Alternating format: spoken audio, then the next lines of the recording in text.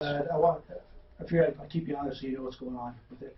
And I got the manufacturer involved in that too to see about, you know, the corner and stuff. Oh, good. But you know, it's such a stupid technicality that he nailed us on, and I can't get out of it.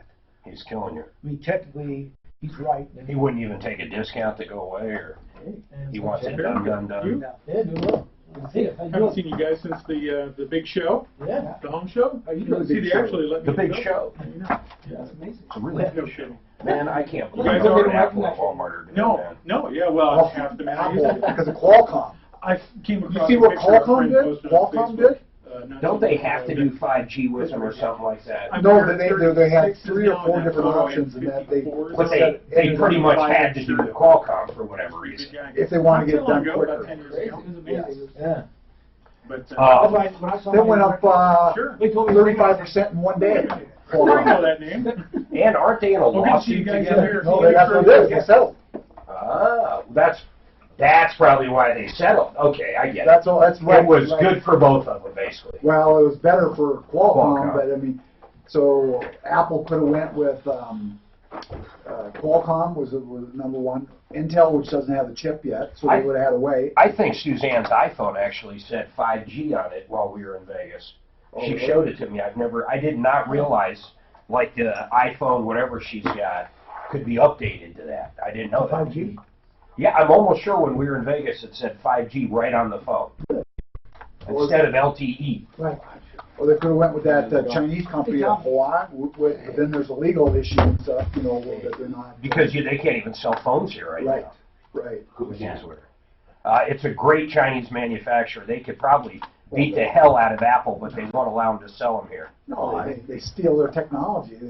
Well, that's what I'm saying. They could sell that same phone for Chinese $4. are the great pretenders. I mean, they really do have extraordinary abilities to copy, but they don't innovate ever. They just don't give a shit about intellectual property. Well, they don't. Well, that's true, You but can do whatever if you have all of the blueprints to everyone else's stuff. apparently they're going to crack but down on they that. do copy quite well. And make Yes. better, right? They don't just copy their Actually, Japan did a lot of that. But they too. don't Used think to of do a this lot of stuff. that too. The Hong Kong Fooey, though, is Right. pretty good shit, man.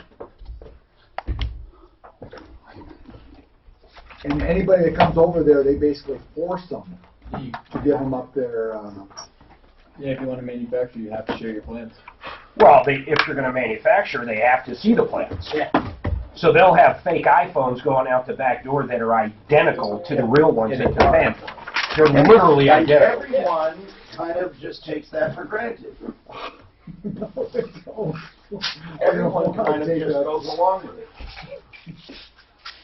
Trump got in the mix. I find it sad that when Tom got his iPhone, there was a little fortune message in there that said, "Please help me. I'm 4 years old. I built 17 iPhones today. I haven't eaten since Monday. I'm stuck in a net. I'm in a And he was in net." that net.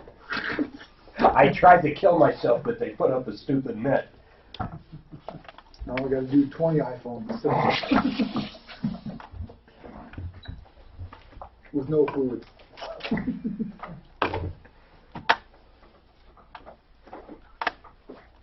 Yeah, that whole Mueller thing was pretty much Nothing in there that you've seen, huh? nothing, man. It's so You get it? crazy. I skimmed through it. You got released today, right? Yeah, It's up there. You can download. 450 pages. That's why I was wondering. I sped read it. How much is redacted? If you scroll through it, you just see some. Just like names little now and blackouts. then. Not a bunch. Not much at all. But like I yeah. say, they said they were going to do. They're not going to like the grand jury and stuff. And Well, they said that's illegal to release. They I can't. tell you, the Democrats are. They're very upset it They're didn't work stupid. out. They're stupid people. We're going They to really see a are. red wave Well, here next year. They say about this, we want the whole thing released, all the redaction, and it's illegal to release everything. You can't.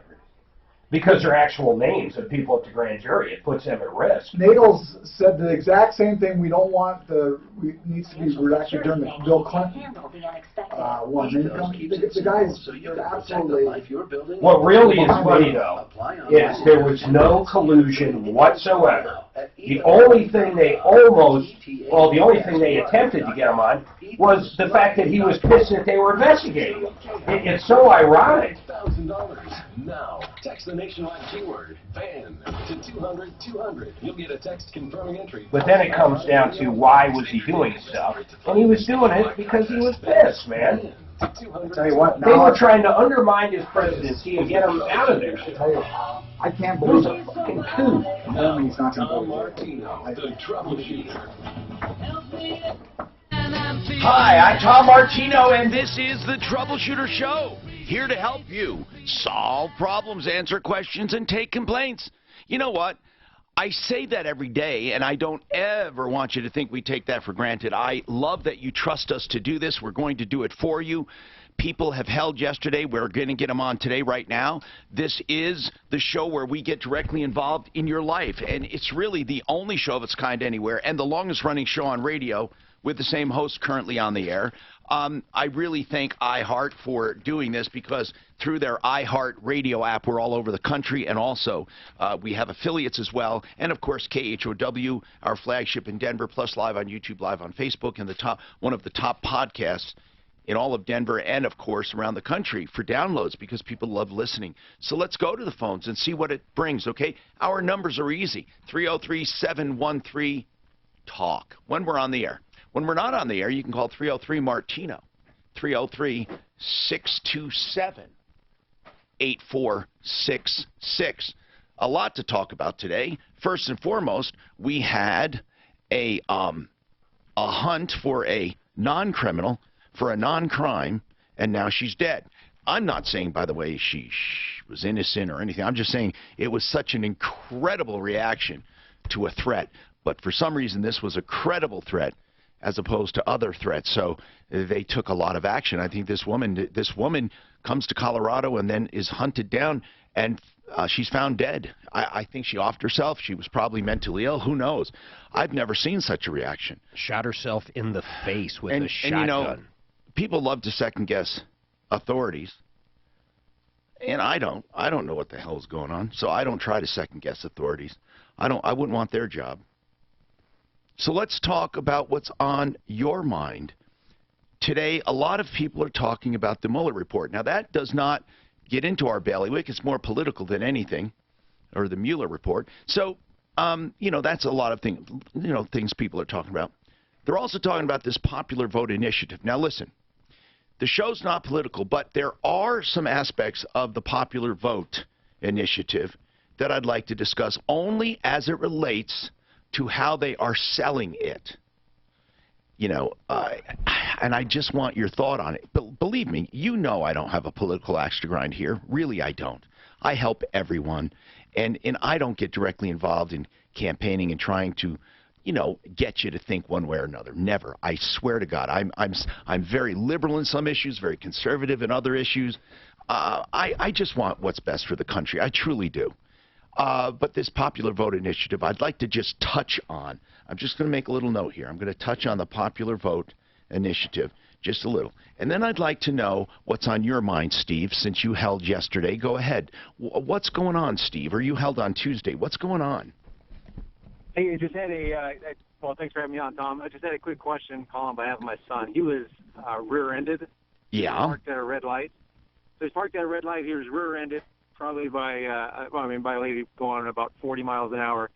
And his car ended up being totaled, or the insurance company is totaling out. Does he need to accept the first offer that the insurance company gives him? Is it kind of black and white, or does he got some negotiating room? Now, what is your gut telling you?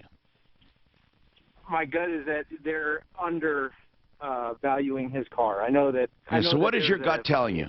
You asked that question, but you know the answer. Do you have to take what they offer? First, is it the other insurance company or his? It's the other insurance company. Okay. So Does he have insurance company? But does he have full coverage? Yes, he does. Okay. He can choose if he would like to go through his own insurance company and put in a collision claim.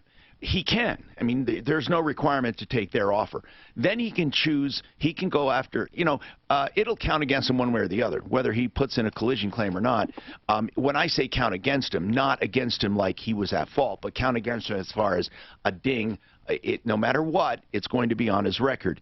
Not as bad as if he was at fault. But here's the thing. You never have to accept anything, whether it's from your own company or the other company.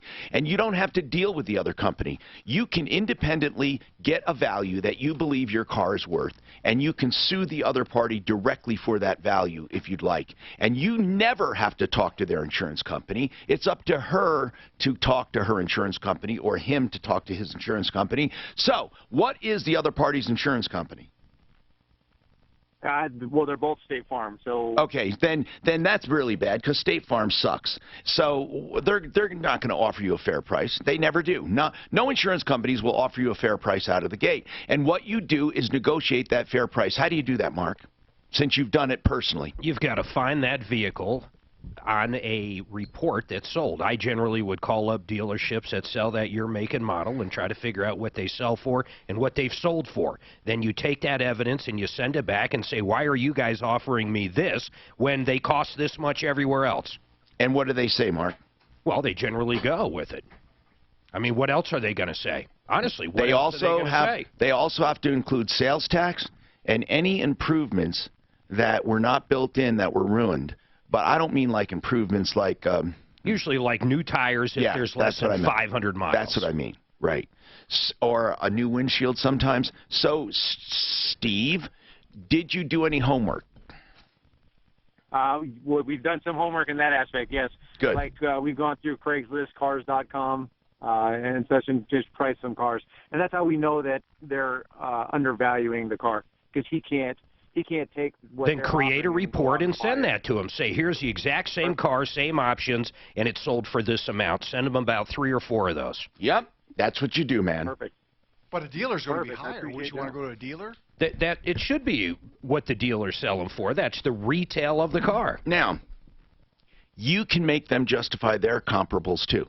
This is going to be a negotiation. It must include sales tax. You call us back when you get an offer. And the biggest thing on your side, if you can do it, is time, because they want to close these cases quick. So if you just sit there and hold out, you will get a better offer. But if you need the money to go buy another car, that changes that. Yeah, they put pressure on you, man. Mark also held. Mark, what's going on in your life? Hello, Mark. Hey, Tom, thanks for having Yes, me. sir. I was actually a common man a couple of years ago, and you guys recovered $450 from me from Kia. I'm happy on You that. wouldn't pay for it, so Good. thank you. And I All got right. another problem. All right.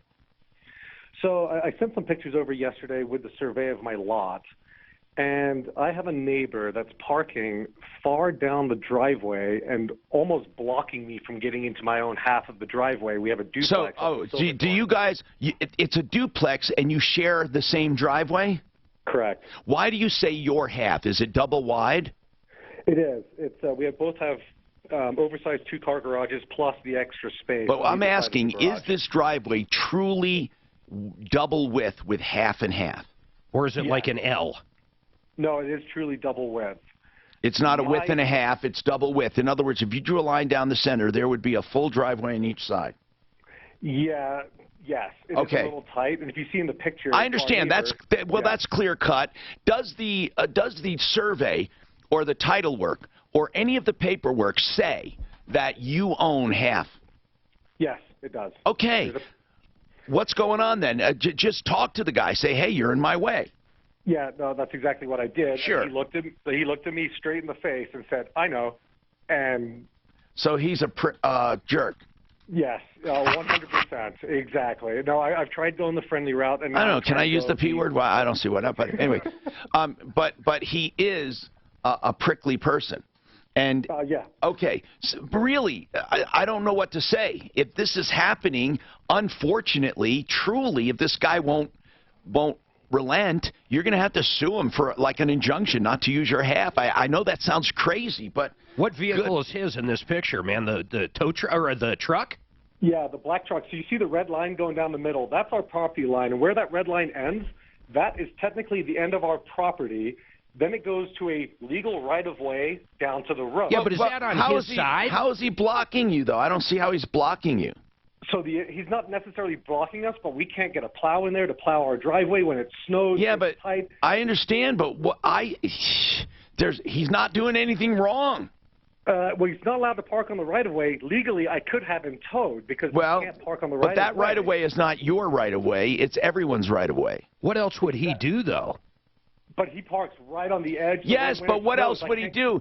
And for those listening, picture a driveway divided down. It's a long driveway divided in half, so you have a elongated half on each side, and he's parking on his half, but all the way to the end. Now, let's say you had an RV. You could never pull in there because when someone's right at the end of a lane and you turn, it's called the diagonal. You can't get in there. But you certainly can get a regular vehicle in there. You can. But I just happened to be up there that day. All I'm saying is this: your problem with him, if you want to really cause problems, you'll never get this argument will never work. He is not allowing me access to my half. It'll never work. Here's what the only argument you have is: my neighbor is parking on a public right-of-way. That's it. And exactly, and that's what I call Buffalo Mountain will Special the county? District. Here's the problem: will the county take care of it? That's what we have to figure out. Yeah. Hold up. He also had said in his email This that report is sponsored by... they want chicken Health law.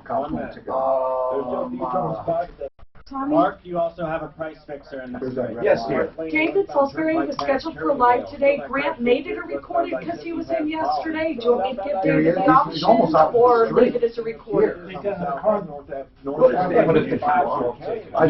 a lot, so it's 50/50. Whatever he wants, I don't care. I mean, it's up to you. Whatever you want to do. He wants to get out right away. He doesn't want to be backing up, he just wants to drive out. Yeah. That's a tough argument. Tom, 20 seconds, revitalize health long.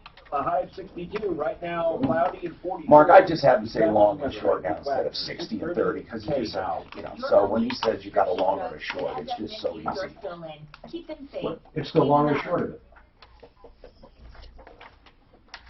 Can be.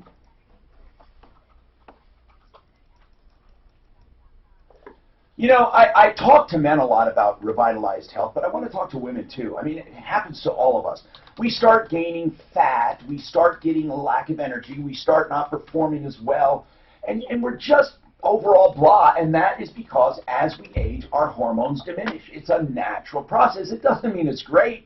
In other words, you could have normal numbers for your age, but if you want to optimize your hormones, Revitalized Health is in that business with a BioT program. BioT are those like pellets that look like a grain of rice that are implanted, and they excrete testosterone and estrogen. You can also do thyroid with them. They do a complete program to optimize your hormones and get complete and optimal health. Revitalize Health. Now, I call them thehormonebros.com because they're great guys. 3 brothers started this clinic at 470 in Ken Carroll. Revitalize Health is thehormonebros.com. Thehormonebros.com. Pros know doing it right means getting more bang for your buck because putting more toward your bottom line. You got to check out that Lowe's does it right. that pill pack by Amazon, man. I love it. You can even pick vitamins that'll go into it. No, I just saw that new. Yeah, well, they purchased that company for $1 billion. They're getting into everything. But why would they, Mark? Why would they pay $1 billion for a company that's not performing for $1 billion? That's what I don't understand. Because You they don't think it normally, will. yeah, but you don't normally Hold on, guys. buy bait.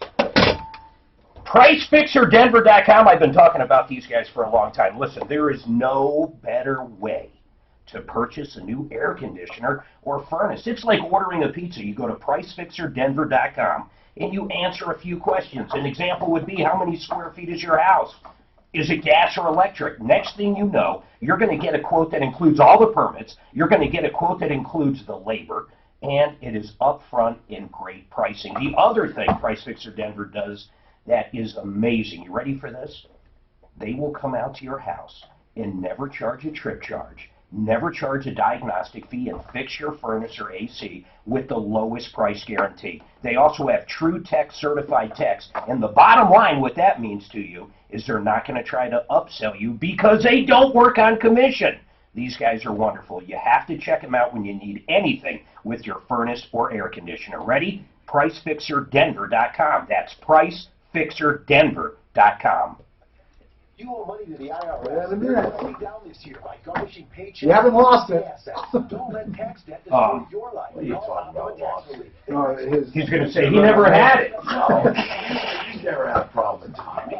Optimus resolved over $500 million of tax debt and will fight to get you the...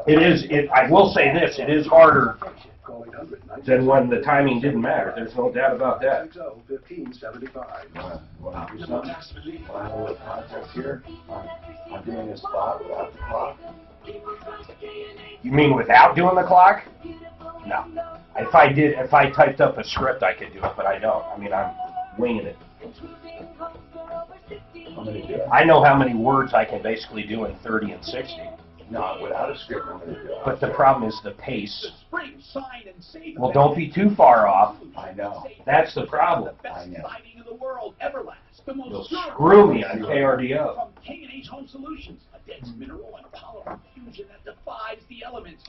I think I want a woman doing 33% of the new campaign for referral list. Guys, I'm getting ready to launch a traffic one if you want in. You never sent me a spot. I will send you, oh, that's right. Yeah, let me get a sample. I'll have him get one today for you. Cool. What do you want to do, the triple pane? What do you want to hear in it? Just do triple pane. Just Okay. anything. I just want to hear the concept. Got it. Well, this is something they actually will use. I mean, not just spec. I mean, you don't have to use it, but at least let's do something. Do you want triple For pane? next month, expect 40% off doors if you're coming in right at next month. 40% off doors. That sounds good, actually. I'm Tom Martino. This is the Troubleshooter Show. I have in one of the guests I've known, I say 30 years, it has to be, maybe a little less, Ted Rowland. He's owner of K&H Home Solutions. Ted took it over with his brother years and years ago. And I even knew the original guy, Henry. And K&H has a tradition and a heritage here in Denver.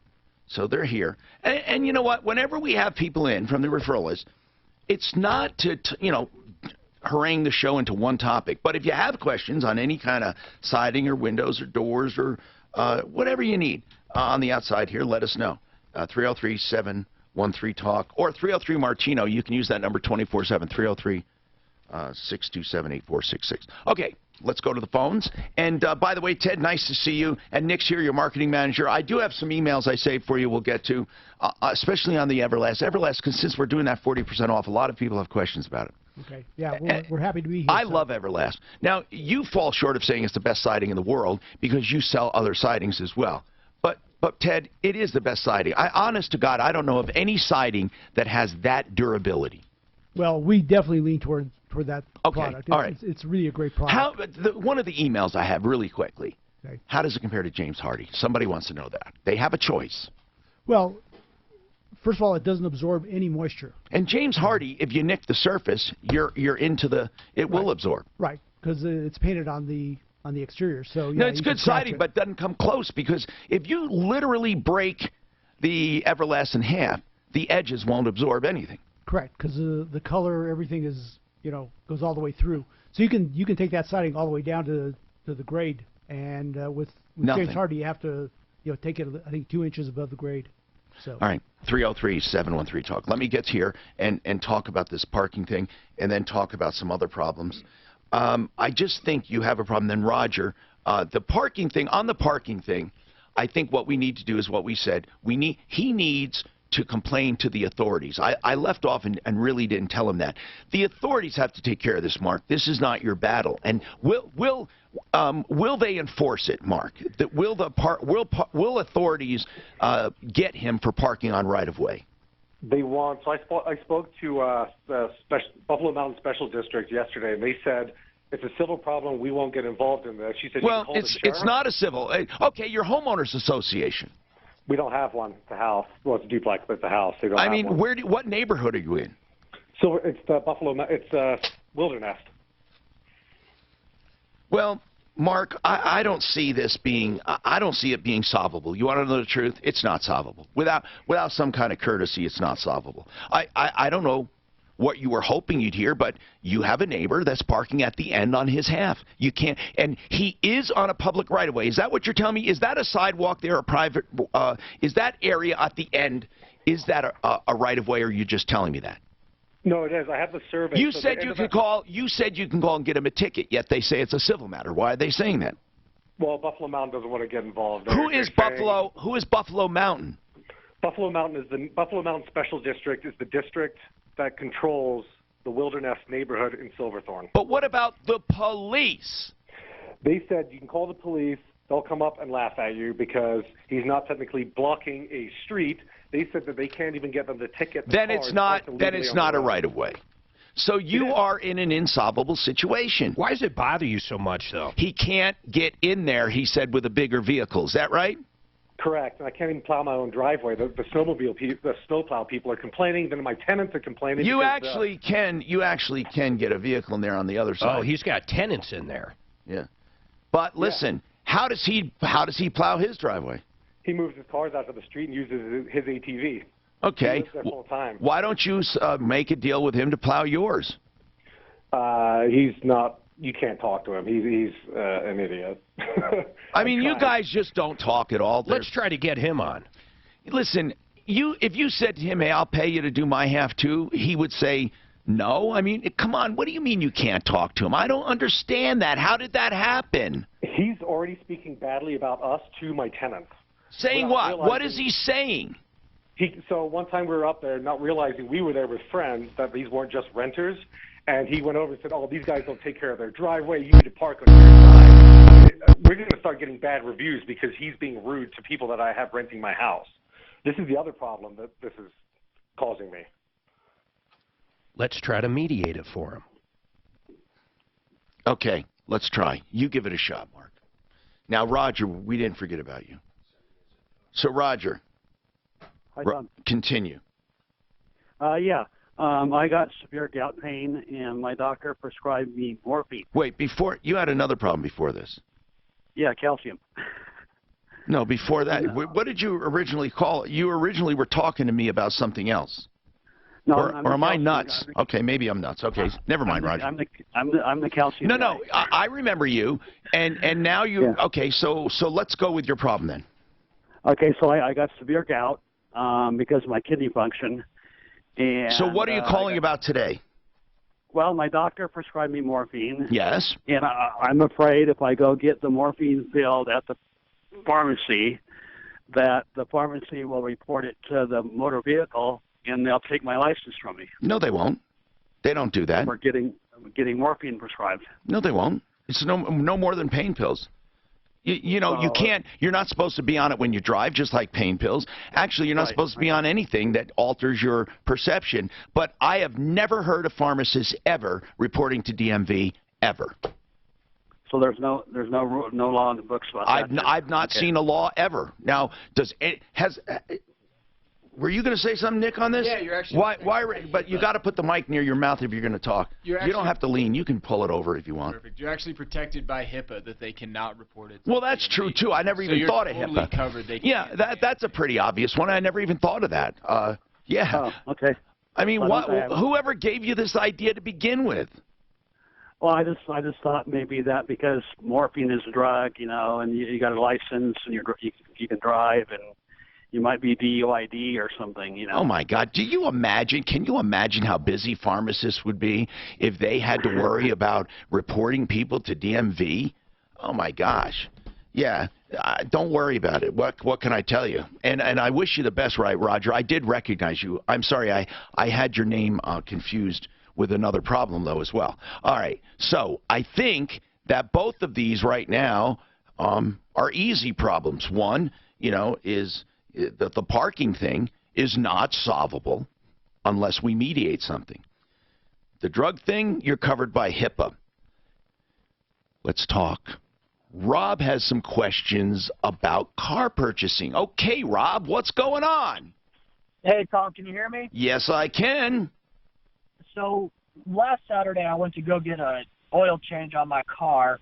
And I bought the car from the dealership where I got the oil change. That's the only place I've had it serviced. And the technician forgot to tighten the oil filter on it all the way. So I was driving it home, and I noticed that there was some smoke coming out of my engine. And I kind of just figured they dropped a little bit of oil on the engine, and it was blowing up. Or not blowing up, I'm sorry, burning up. so I kept on driving it, and maybe about... How new is this car? It's a 2014. And they had just changed the oil. Just changed the oil, so there were no problems with it when I took it in. I still had a little bit of oil life left, and took it in on Saturday, had it changed, driving home. Smoking, right. And then I drove it maybe about 3 to 5 more miles, and then I get a notification on my dashboard that says low oil pressure, shut off engine. Okay. So I figure I had to try and get it as close to home as possible. I didn't want to get it towed, but then I pulled off. At that point, did you pull over and shut off the engine? Yes, sir. So I You pulled did over. not. You did not drive any further.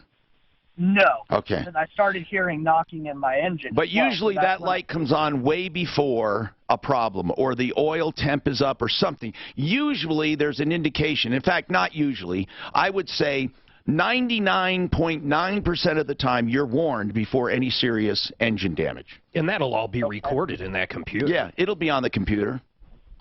Okay. So essentially I'm just trying to figure out, because they had to call a tow truck to have it towed back. Let's get right to it. Is your engine ruined?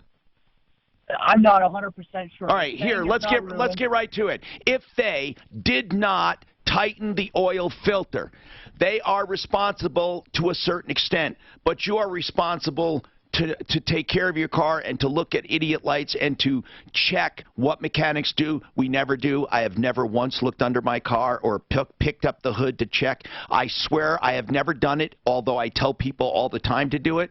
I've never done it, so I can't fault you for it. But there is a certain amount of responsibility we both have. We'll talk about that coming up. Uh-oh. This is... Tom, 1 minute, Cooler Law short. Watch out for the highway drive being cleared. Westbound Turnpike past Cherryvale. Right lane remains blocked there. Look out for crash. So cover up that timer up there. University, northbound I-25 near County Line off to the right shoulder. Crash semi on its side. Still at 96 from McCabe. You can't avoid the area. And the highway 192. Boulder Canyon between 72 and Sugarloaf Road. That's for last. You want to stand up on that? What are you doing? He's going to cover that up. We're going to do a 1-minute spot for John Fuller. Tom, 20 seconds. Fuller Law short. Listen, we're 34 with the traffic and weather. I'm Pete Wagner. 6:30. You can't see through that. Do you watch TV? Make sure you don't Some of your local channels missing? Make sure you don't have any. Don't be saying that. Yeah, I can't hear him. Is he cheating somewhere? I can't hear you. Short. John Fuller, Fuller Law, is a personal injury attorney that you can use for any personal injury, but you need advice, you call John Fuller, Fuller Law. What does John do? John will give you free legal advice so you know whether you should proceed or not, and it costs you nothing. If you do hire him, he will only collect if he collects for you. 303-597-4500. 303-597-4500, personalinjuryco.com. You were over 4 seconds. No, I mean, he gave me 10 seconds. That's why I laughed. But then you went over. No. He screwed it. Never mind. He was 4 seconds over. Never mind. You ruined it for us, but you didn't even know it. That's 10%, 8% over. We're knocking him down to a criminal. Plus he started late. He threw me off when he did that. He's no longer a general. He's a colonel. Not even close. They cut commercial off earlier. It's going to be winter chicken dinner for me.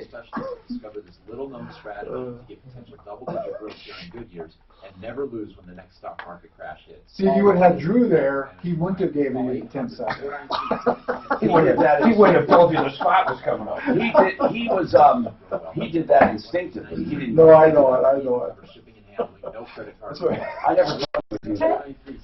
Real quick, you guys are going to see an email on a calendar invite for today, but it was just because I was adding Ed for future. He's your sales rep here, so just ignore the email, okay? Okay, so ignore that email. Perfect. I'm going to interrupt. Just want to say hi. Good to see you. Doing a great job, you guys. Thank you. Make some noise. Absolutely. Thanks, guys. Have a great show. Thanks. Thanks, Shad. See you, man. Hey, you guys think it makes any sense to run our spots when we're here? Should I make sure they're full? Okay. We try to do that anyway, but I don't do it formally because then they can start bitching at me and say, why are you doing it? But I think we do it. I think we adjust it. We're on broadband. It's kind of bad that it does this, but I'm not talking. What I'm saying is I usually do that. It's not like this is on right now, right? Yeah. So we didn't adjust for the log, did we, today? I just heard. Those aren't lives. Oh, they're on run of schedule? Okay, see, that's what I was going to tell you. Those always go. There's a certain extent. They're in the hopper. There's nothing you can do. They're pre-programmed throughout the day. You must buy a schedule 6 to 6. Yeah, that's your recording. There's nothing we do on those. Yeah. Those will always go. Yeah, they just go. Well, not always. It just happens Yeah, to just be. when they run. Yeah. So they ran those at the ticket of breaks. But if there was a live But on, if you guys can do this, I don't know if you can, but if you can, you should mark your recorded run of schedule, ROS, not to be on my show. yeah, but they'd never know when they're going to be on the show. No, ever on my show. Why would you ever want run of schedule on my show? Oh, I see what you're saying. Because I do lives all the time for them. Yeah, why would you do a Yeah, report? absolutely. Yeah. So we'll do that. So just tell them to blank out. I don't know if they can. Do the rotate. I'm telling you, I don't know if they can. I don't know. Oh, no, they can't. If it's too much brain damage. Okay. No, they get head can't. What's going on, bro? Are you hurting? 10 knee replacement. 2 weeks ago. You're going to be so happy when you're cooked. Is it true it's like an implant and it actually you can feel it's not yours? Like there's a disconnect? No? You don't feel any difference? I got walked out of the, But you didn't feel any difference? It didn't feel strange to you? How about I feel a pain? little different. Sears Sue's XC. Maybe that was been like 2 or 3. But you have From to bankrupt do it. That's retail. why you did it. Yeah. Why did you do it? What was I wrong? want to ski. Huh? I want to ski. Well, what was wrong? Yeah, weren't they making deals and stuff? I don't I know. was going on the outside back. Buy the book and you better. And it was too much for You need the law offices of Joseph Hayes so 303-429. the gel. Free initial consultation. Are there big scars with that? 429. I got a scar that. You're going to Oh, you have a long one. Yeah. get So some. they, Whole surgery's like 40 minutes. I haven't seen any big reports on the Yeah, Dem's that's what I said. Well, if you look at the redacted, there's not a whole lot redacted. 855. We're back. Oh, yeah, wow. But I mean, there's Hello, Tom Martino here, 303-713-TALK. Okay, listen, let's get right to this. Rob says, I'm driving home from the dealership after an oil change, and the car was smoking. By the way, a reasonable person would say you don't drive when it's smoking, period. Then he said, I got a light, and I pulled over. They towed it.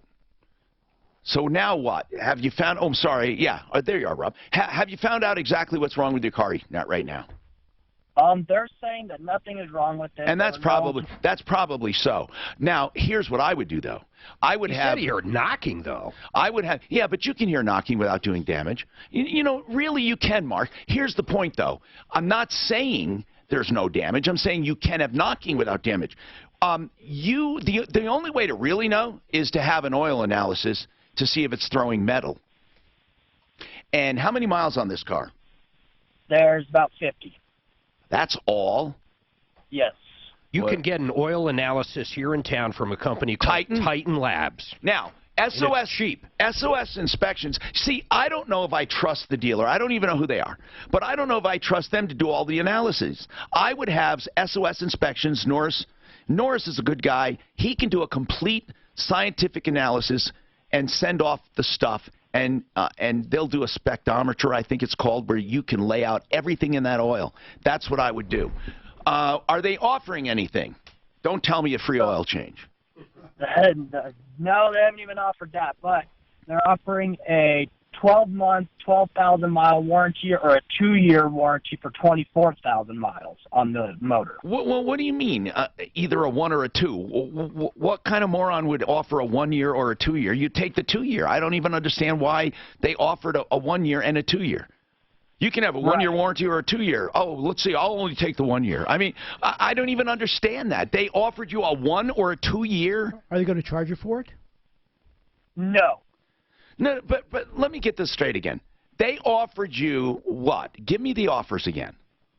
So it was 12-month for 12,000-mile warranty or a 2-year warranty for 24,000 Okay, miles. and what am I missing here? Rob, does that sound just weird to you? That why would anyone do that? Well, Mr. Martino, I have an offer for you now. I'm going to warranty this thing for 1 year or 2 years, your choice. Maybe No, it's 1 year 24, 2 year 12. No, That makes no sense. no, it's 1 year 12,000 or 2 year 24. Why would anyone even offer that? Who would take just the 1 year? I just, you know, I know you didn't call about that, and it's weird. It's just weird. It's just like I'm in the Twilight Zone. I'm going to wake up. Why would any moron offer that? Oh, I don't know. I mean, why would I want protection for 2 years when I can have 1? Rob, before you called me, did that seem strange to you? A little bit, yes. Were you inclined to even think about it? No, not at all. But the question that I was kind of concerning is, it obviously goes to 2 year, but would that even still be enough? Of course it would.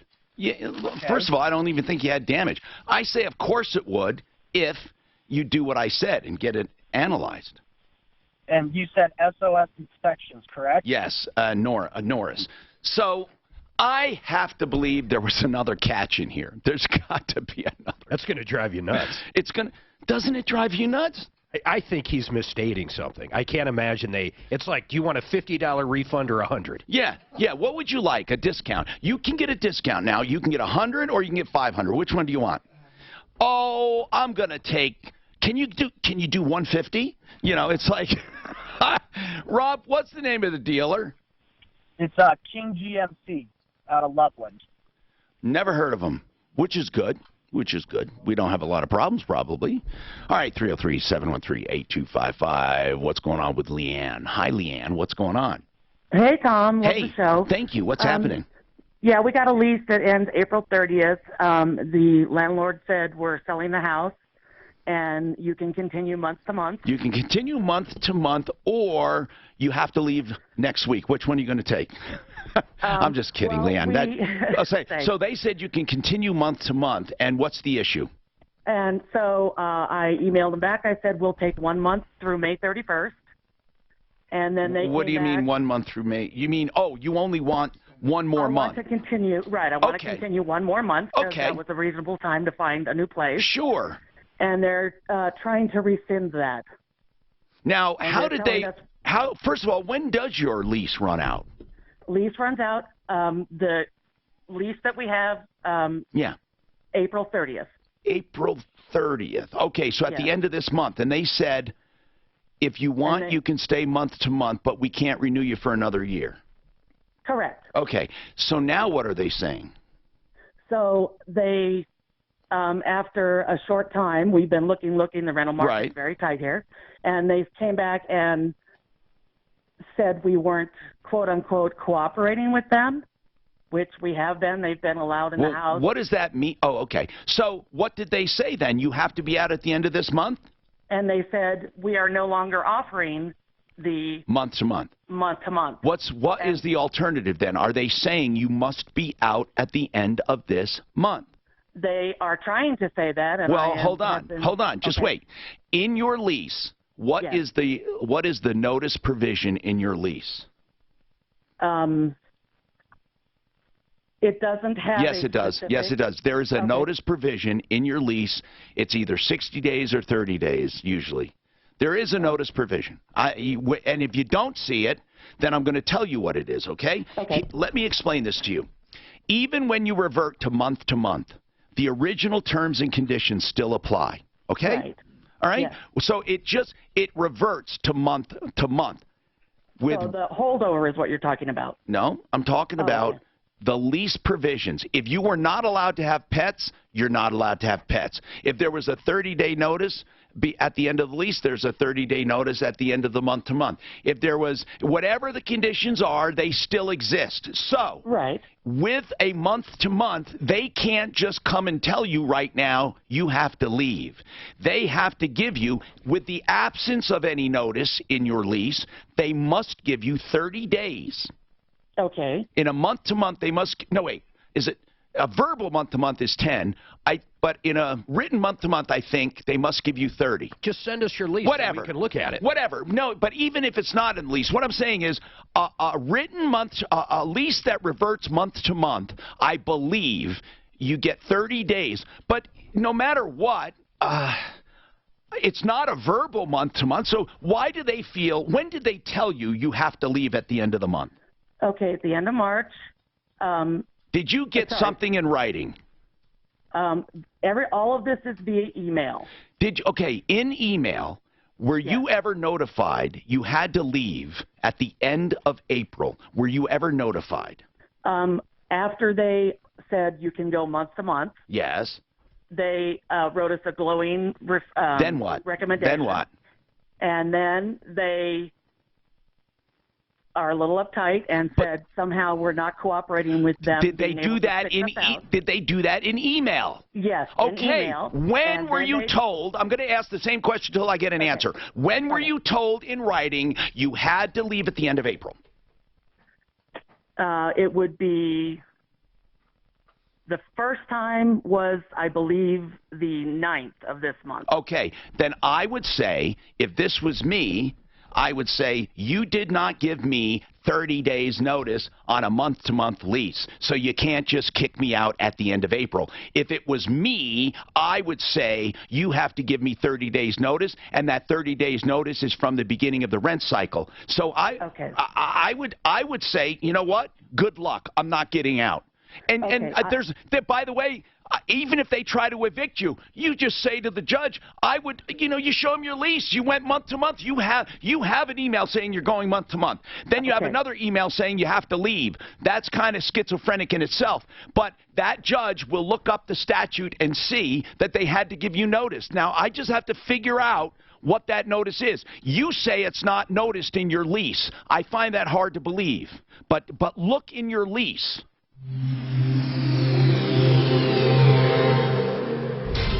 This report is sponsored by Jets Pizza. Not verbal, but I think it's 21 days. Didn't you Is it? I think. Didn't you say they were still in that house? So that's probably why they don't want to go month to month, because someone else is going to own the house. They did want to go month to month. But that's why they won't let them, because someone else is going to own the house. Sooner. They're selling the house. They probably got an offer or something and made up an excuse like you're not cooperating. Right. 21 days unless there's an agreement, I see. Okay, it's a 21 unless other agreement? Okay, but in a verbal, it's 10 days, right? Now it's 44 and mostly cloudy in Denver. This is on a month to month. It doesn't say anything about verbal or written, I don't see. Jets Pizza knows great things. Serve not less than a prospective Review it. before the end. But I'm not simply giving What am I you doing? to move along in 21 days required by Colorado, specifying the date on which it's Jets. Better because it has to be. Fix It 24/7. We'll come and find any problem in your home for $39 and then apply that to any fix. And they will take as long as it takes to find it. They will also give you a full written report, and they do a comprehensive inspection, just $39. But here's the deal. If you have them do the work, you'll never find another company to do it better for the same price, and all work is guaranteed. That's it. $39 from the $39 people. FixMyHome.com. 720-526-3939. Nothing like meeting face to face. And there's nothing like Zoom to make that happen. Zoom lets you connect and do business Accident. or around the world. Zoom ties together all of your communication needs into one easy platform for video conferencing, phone calls, group chat, webinars, and your conference rooms. Connect easily. I know it looks like I don't even have this in my sheet, but I do somewhere. Conference room. Zoom is how business gets done. Get your free account at Zoom.com today. Meet happy with Zoom. I don't understand what this means right here. That's why Dell Small Business A tenancy for 1 year, or longer, 91 days. tailored tech solutions like computers, 91 Intel days Core notice? processors, servers, storage, networking, plus thousands It says of electronics, accessories, A and tenancy software. No matter may what be size. terminated by notice in writing, served not less than the respective period fixed before the end of the applicable tenancy, as follows. That's at the tendency they want to get them out early. Flexident of Colorado is the place to go if you have any dings or dents or hail damage to your car where the paint's not involved. In fact, if you're not even sure because you have some that the paint's involved, some's not, they can take a look at it, give you a free estimate, and even arrange to get the other stuff fixed as well. But they do paintless dent repair, which means it's like it was never there. They don't report a Carfax. It takes no value away from your car. That's FlexidentofColorado.com. Here's the number, 303-619-6273. You're dating or looking for a job or just wanting to feel younger, for guys it's really important to have the best head of hair you can. Okay, so Including me. Frankie boy. Hair toward the front or top of your Turn head. away, Still here we need go. plenty on the back and sides. And that's where Dr. Broadway's One clear. wrapped hair restoration procedure can help you, like it helped me, to make me, or at least my hair, look a decade, maybe 2 decades younger. Learn more at Denver Hair Restoration. We got to see your lease. It says I read a landlord can simply give you a written notice to move, allowing you 21 days as required by Colorado law. If the lease is But up. if the lease says 30, it has to be 30. That's right. Or if the lease says 60, it's got to be 60. That's right. Countertops too. So you need a lease. For the best See, that's the only way we know. cabinets to granite, faucets to flooring. She says it doesn't say, of course Buy it and does. build can save you thousands. 4800 Washington Street or online at buyandbuild.net. You will be thrilled with the thousands you save. Don't miss the Trading Group Show, Sundays at 3 p.m. on KHOW. If you want to learn how to make money in the stock market, the Trading Group Show, Sundays at 3. But even with that 21 days, they're not ending. They're not into a month to month. They're ending. They're still on their normal. It says a written. Oh, wait a minute. You're right. They're at the end of their regular lease. Uh-oh. Yeah, but if it doesn't matter because it probably specifies they got to give notice, both parties, if they want them out. But Dan, that is a really good point because the law doesn't account. April 9th would be 21 days. From now. But a lot of times it says from the first day of the month or the last day of the cycle. From the red cycle. That's why you need to see your lease. It mentions usually the red cycle. And man, I got to tell you, that is a Proper good notice for both landlord and tenant must be written and received by the other party at least 10 days before the last day of the rental month. That's on a verbal. However, a written month-to-month lease may specify a longer period of time, That's right. 30 or 60. Oh, wait a minute. So that's saying 10 days. That's saying with a month-to-month lease. Okay, what about 20? Then where did Dan get that 21 day, that cockamamie 21 days? I saw that too. Did he just somewhere. pull it out his ass? No, Of course he did. We need to see her lease. So I'd be shocked if her lease doesn't have a Dan term. pulled it out his ass. I could only fit 15 days in my house. He tried to put 30 in there. Dan, you always come up with bogus information. No, I got it right here. Dan's got bogus This is information. NOLA. I'm looking at NOLA. I saw that too. But okay, well, what does it mean? We'll read it. It's just different. What does it say, Dan? Read it. Your landlord may legally provide. Wait. In most situations, your landlord does not need to give you a reason, although acting on discriminatory or retaliatory. To renew. A landlord can simply give you a written notice to move, allowing you 21 days as required by Colorado law. That's at the end of a lease. But you'd have to get those. I'll bet you that's what it is. But he's at the end of the lease. No, but I bet you that's what that is. But yours is a written. And specifying the date on which your tenancy will end. Hi, I'm Tom Marchino, your troubleshooter. This hour brought to you by Frank Duran, the realestateman.com, and you will never do better than this guy. I'm telling you personally, I've used him so many times. He does everything for you. There's things you'll never understand, and I'm one of these people who don't think you have to delegate. And I delegate everything to him, and I trust him, and you can too. For buying and selling, he is always there for you. And you may think, that's because it's you. No, he's like this for everyone. 303-920-1622. Frank Duran, therealestateman.com, simply the best. Okay, now listen to this one. Leanne, the people have to, first of all, abide by the lease. Dan aptly pointed out, you're not month-to-month yet. You're still in your lease. Your lease expires at the end of April. So your lease must address how much notice you have to give if you're not staying at the end of the lease. I know it does. And that landlord has to give you the same amount of notice. So everything we said on a month-to-month does not apply here because this is not a month-to-month lease at this point. You're still in your original lease. And for that, you have to look to your original lease. Okay? Now, if you do go month to month with a month to month, then you have 21 days notice or whatever the previous lease said. So if you don't have a specified notice period and you have a written month to month, you get 21 days is the notice period. Okay, and it must be from the beginning of the rent cycle. So please look at your lease and check it out. And your lease will dictate how long either of you have to notice each other. And then tell them, just tell them, you know, that's what I would do. Thank you. And then let's go back to the other one now. Well, I thought we took another call after that. No? Okay, 303-713-8255. So, what is this follow-up on the peeling cabinets? I remember that.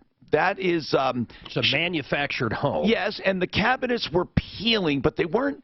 It's really weird. They were kind of chipping away. So, Suzanne. And Tom, I don't know if you remember, I forwarded you their emails last time. They were going to handle Rita. They were going to handle her cabinets, and then we were ghosted. By the company? By Matt Miller, the general manager. So okay, you wanted to give them a few more days. We've given them a few weeks. Rita, these guys said they would take care of it. Did they? Yes. No, they have not taken care of it. They have done nothing. No. Mm-hmm. So the guy was just, you know, stroking us. I think they sent a picture of the cabinets, and they were still on the subfloor. Remember that? So, I mean, they were bad from the get-go. Right. There's no doubt that you had some bad cabinets there, Rita. Yes. And these guys ghosted us. That's the latest term, is ghosting, right? So, yes. Now, what are we going to do about it? The name of the company, Rita, is what? Schultz Homes. Schultz. And that's the dealer or the manufacturer? Well, that's the maker of the home. The dealer is down in Buckeye, Arizona. Oh, wait a minute. And where do you live? I live in Durango, Colorado. Who was it that promised us, the dealer or the manufacturer? The manufacturer. That's who we talked to, Suzanne? Rita, I think it was Matt Miller with Buckeye. Yeah. Who's the manufacturer? Oh, pardon me. Okay. Yeah. I thought you said it was a Schultz home. It is, but I think they're underneath, like his name brand is Clayton, but they build Schultz Homes there. Okay. On site. The guy that we talked to was with Schultz Homes. Is that right? Yes. And then who is Buckeye, Suzanne? I'm getting all screwed here. I don't know. That is the guy we talked to, so we need to get straightened out. We need to clarify who's who in the zoo and figure out who's responsible and then go to war after this break. So we'll do that during the break, okay? We need to figure it out. And then we will go and give out a phone number and ask people to let them know appropriately what scumbag deadbeats they are, in a nice way, of course, and that'll help. Like that. Who's who in the zoo? That's Dr. Schultz. Not Dr. Schultz. Dr. Seuss. Dr. Sounds like Schultz. I know Schultz. Schultz. Schultz Holmes. Dr. Yeah, Schultz. that might be the cabinet manufacturer. You would think it should be the cabinet manufacturer, but who gives pressure to the cabinet manufacturer? Hopefully the home. Sam, I am. Sam will. Open up a checkbook. Get either $600 cash or $100. Do it. What about that warranty? Get either one toaster or two. I think Mark is right. There's something about that. It's going to be like 1 year, 24,000 miles, or 2 year, 12. I mean, There's no way they offered him what he said. Or it could be, we'll do 1 year for the complete car, or 2 years just that's for why I the asked if engine. they were charging them something for it. There's something different. Yeah, but why would they give it to the car? I guess they could be idiots. Or they offered him one and he's like, nah, and then they said, okay, we'll give Do you you want me two. to find a female? What? Tommy, his email is at ClaytonHomes.com. So Clayton Buckeye is Buckeye, Arizona. So he must be general manager over that region. Over the manufacturer. Yeah. His name is Buckeye and he lives in Buckeye? No, it's called. No, Now wait, Daniel. it's a Schultz Matt home. Miller, make a sandwich. Wait, so it's a Schultz home made by Miller. Matt Miller is the general manager of Clayton Buckeye. We which should is find the Clayton owner. Homes in Buckeye. And Clayton Homes is the dealer or the manufacturer? It's a Schultz home. Then they must be the dealer, but I'll just Matt Clayton. No, I mean, there's so many Matt, different, I the know. email is different than the company Matt name. Clayton. Matt Miller. Miller, okay. I just need to know who makes the home. We need to go after the homemaker, the one who made the home. But Matt Miller is the one who told me. Yeah, but do you he was think the taking care of cabinets come these. with the homes? He's the course one they who do. told me, Okay. Tom. On I those don't they mind do, going 'cause they to come Schultz. This is all I could find on these people, and he said, yes, we know who she is. Yes, we're going to handle They it. come in 2 halves. But with all the shit inside? I think we should give out Matt's number. See if I'm sure they have a cabinet maker. Why did they Street. even accept it as bad as it was on the Really? walkthrough? That's a good Mark, question. you want me to find a female to do the referral list? I can do that. Yeah, one of them, yes. I want to run it 33% of the time. But I want to know what the wording's going to be. Yeah. I just wonder. Remember, it's a 10 and a 15. I want something like, man, when I really needed help, I was sick of being screwed by contractors. I finally found a place to find the best businesses. I want that kind of, I want it to appeal to women that have been screwed, but not in the sexual way, but by contractors. Thank you for clarifying. Not in a sexual way by contractors. But she makes Not good in a sandwiches. sexual way by contractors. Okay. But she has to make good sandwiches. That's why we, except for this, we use all female voices. It's way better for the home improvement industry. Really? Yeah. Because really, I would guess the guys call you, but the women makes the decision. Yeah, and they say the woman's the one that's like, hey, find somebody. See, I think in roofing, no way, man. I think the man makes the decision, period. Maybe not the color. Not always. What happens is it's just a woman don't who think owns so? her home. But is it more likely the man does? Well, actually, the weird part is, because it's usually insurance, so it's not out of pocket. So you are down to color. You are down to the aesthetics of it. Definitely. It's like I found this steel building manufacturer that's doing our garage, but she picked out all the colors. That's pretty much how it goes. And outside of the garage, right, generally like a male domain, when you're talking about like the house proper, generally the woman's like, hey Mark, I need you to find me windows for our house. Yeah. And then you go online and do whatever and find it. And then she decides what's up with it. I recommend this super pill to men everywhere. Keep mama happy. Yeah. So they say in the, how many things are redacted? When you guys, hold on, when you guys go out to a, when you get the lead, everything looks good, you're going out to the house. Do you make sure they're both there? Is that one of the things? We do our best. We used to push and require it, and we wouldn't come if you both weren't there. I know timeshares do that. We shit. can't do it anymore because you get just murdered on Google and Yelp for it. You know, it sounds sexist, right? If you tell a woman no one won't be there unless your But husband's you're also there. saying the man, you won't be there unless the wife is Yeah, there. and the men don't necessarily push back, but the women hear us saying, oh, you're a woman, you can't decide. The women say it's sexist. The men say, well, you don't think I can make a decision without my wife? And then they can't. So it's a no-win. But wait a minute, but if you sign the contract, what difference does it make? But they Well, they don't do that anymore. But they don't. They use the fact that the other party's not there to delay it.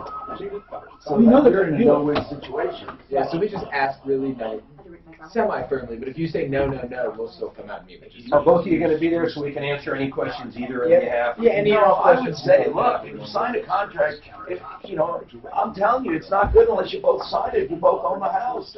And if you're not prepared to sign a contract, what good is it? I mean, I would just be honest, look, we'd love to show you everything, but we'd like, you know, at least have a chance. If you're just shopping, you know, Yeah, but they know. said then they end up with bad reviews. No, over not that if you bullshit. don't say it's a sex thing at all. It's a legal thing. Look, man, see, we obviously want to try to make a sale. You know, we're not going to pressure you. There's no obligation, but you know, we'd rather have both of you there if you're both on the deed. We know they both have questions. We know they both have issues. I wouldn't even say that. Who's on the deed? I mean, that's the one that makes the decision legally, so we have to have them there. We have to.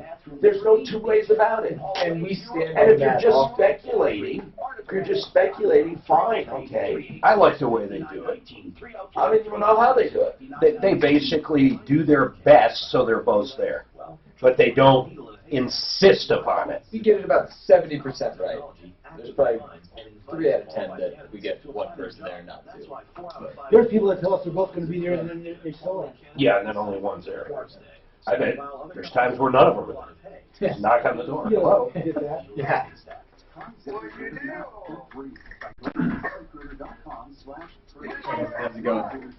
Thanks, you dear. I gotta figure I out. tell you what, the I may have Democrats to are have putting you a lot drop of money so precedents that's getting in what they're somewhere. doing on this. What do you mean? I'm just trying to figure out. Like where. you say, the Attorney General can't be trusted to give them that's like saying now you get a Democratic Attorney General, everybody's saying, yeah, he can't be trusted. Yeah, but everybody forgets about this. I mean, Clinton went through this. Right, and the same guy that's saying he wants the... Clinton went through worse, man. He was up on impeachment. They couldn't get the votes. Maybe she can swing down here. What do they need to impeach? Yeah. I'm Two-thirds? going to have you call Wesley's mom and say, look. Wouldn't it be funny if the president could veto impeachment? He said, nah. Veto. Not this time. Right, third veto. We'll give you cash. He didn't give it to him when he dropped him off, okay? So when you get Wesley's mom, Not if they all vote on it. she knows Wesley's mom. I always remember in school being taught that the president literally is above the law. So I don't know why that thinking has changed. Well, there's not much that's changed in 25 years. Well, it's in Oklahoma. And I didn't pay much attention. I heard it all wrong. Hi, I'm Tom Martino, your troubleshooter, 303-713-TALK. 303-713-8255. We're here to help you solve your problems, to answer your questions, to make your complaints. And you know what? We have a great company here today, K&H Home Solutions. We talked about Everlast Siding just a little bit. It's the best. They got 40% off this month. Let's talk about anything you want, okay? All you have to do is call us. Now, one thing I do want to do is I want to mention that Rita called earlier, and we get directly involved with problems, unlike any other show. We take the power of the media and we turn it around, and it's yours. And that's because I did it for myself years ago when I worked at a newspaper. I got success. People wrote to me and said, hey, do that for me. And the first question and answer column for Consumer Affairs ever. And then I turned it into a radio show and then a TV show, and the rest is history, as they say, for more than 40 years. Rita has a manufactured home, and basically the cabinets are peeling or chipping or whatever. And, you know, she has photographic evidence that it happened right at the get-go. It's called a Schultz home. It's pre-manufactured. They bring it in two halves and put it together. The guy that told us he would take care of it, now he is with Clayton Buckeye. We have no idea if they're the dealer or the manufacturer, but what we do know is that Matt Miller, the general manager, told us he would take care of it, and now he's ghosting us. We don't hear anything. In fact, I'm going to see if the number even works. I wonder why they actually accepted that home. Did they do a walkthrough? I mean, it looked horrible before they moved in. Yeah, I don't know. That's a good question, Mark. I'm going to ask her in a second. I just want to know if this number works for Matt. And Suzanne, be ready for that if it does. Because Matt Miller should answer, or somebody. You ready, Suzanne, just in case? Yeah, you're saying he doesn't even answer our calls anymore. That might be the front desk. I don't know. I thought it was his direct line, though. Okay. Are you going to leave him a message? Yeah, if he answers, I'll leave, and then I'll have... Good morning, Clayton Buckeye. This is... Take it. Okay. Good. We got through. Now, before I give out the number, I will wait to hear what Suzanne finds out, because it's not a recording. And Mark, that's a good question. Rita, since you showed us pictures from the get-go, our question is obvious, or Mark's question was obvious. Why did you accept it? Well, so, Mark, I went back and looked at the pictures that I'd sent in, and I think you're seeing, like maybe carpet or something that's it doesn't, like well, are you saying you didn't notice it in the beginning? No, but at month 4, like I have documentation to my retailer who sold me the home that the cabinets were starting to peel. Okay, by the way, the number we called is the manufacturer, which is good. So, okay, you didn't notice it right in the very beginning is what you're saying. Okay, that's all we need to know. We're going to move on to other problems while Suzanne is talking to that. Pam got a scam call, she said, for PCs. Pam, what's going on? Hi, I work at a business, and we got this phone call. They left a message on the answering machine that said Columbus, Ohio, gave a number, said to call back. So I called the number, and the guy's name was Jim, said that we had a $200 $219 refund coming back on McAfee or something, and Yeah, wanted scam, to know- That's what I thought. Okay, well, just thought I would let But you know. what and now? What did they want from you? That's the important thing, they Pan. wanted me to turn on the computer, and Yeah. then once I got onto the computer, which I did not turn it on, and I didn't get onto the computer because I figured that's what it was, and then go to this. Something would pop up, and I could click on it, and blah blah blah. So I didn't go any further. Okay, I want to call him. Do you have the number? Yes. Hold on and give it to Suzanne off the air. Okay, that's a PC scam number there. McAfee or something. Pam, thanks. Yes, Suzanne, what did So they I left say? a message. That was Matt's direct, or they put me through to Matt, is what they did. So then I left a message on his direct line for Schultz Home. Okay, so we're going to give him just another day, right? Or what?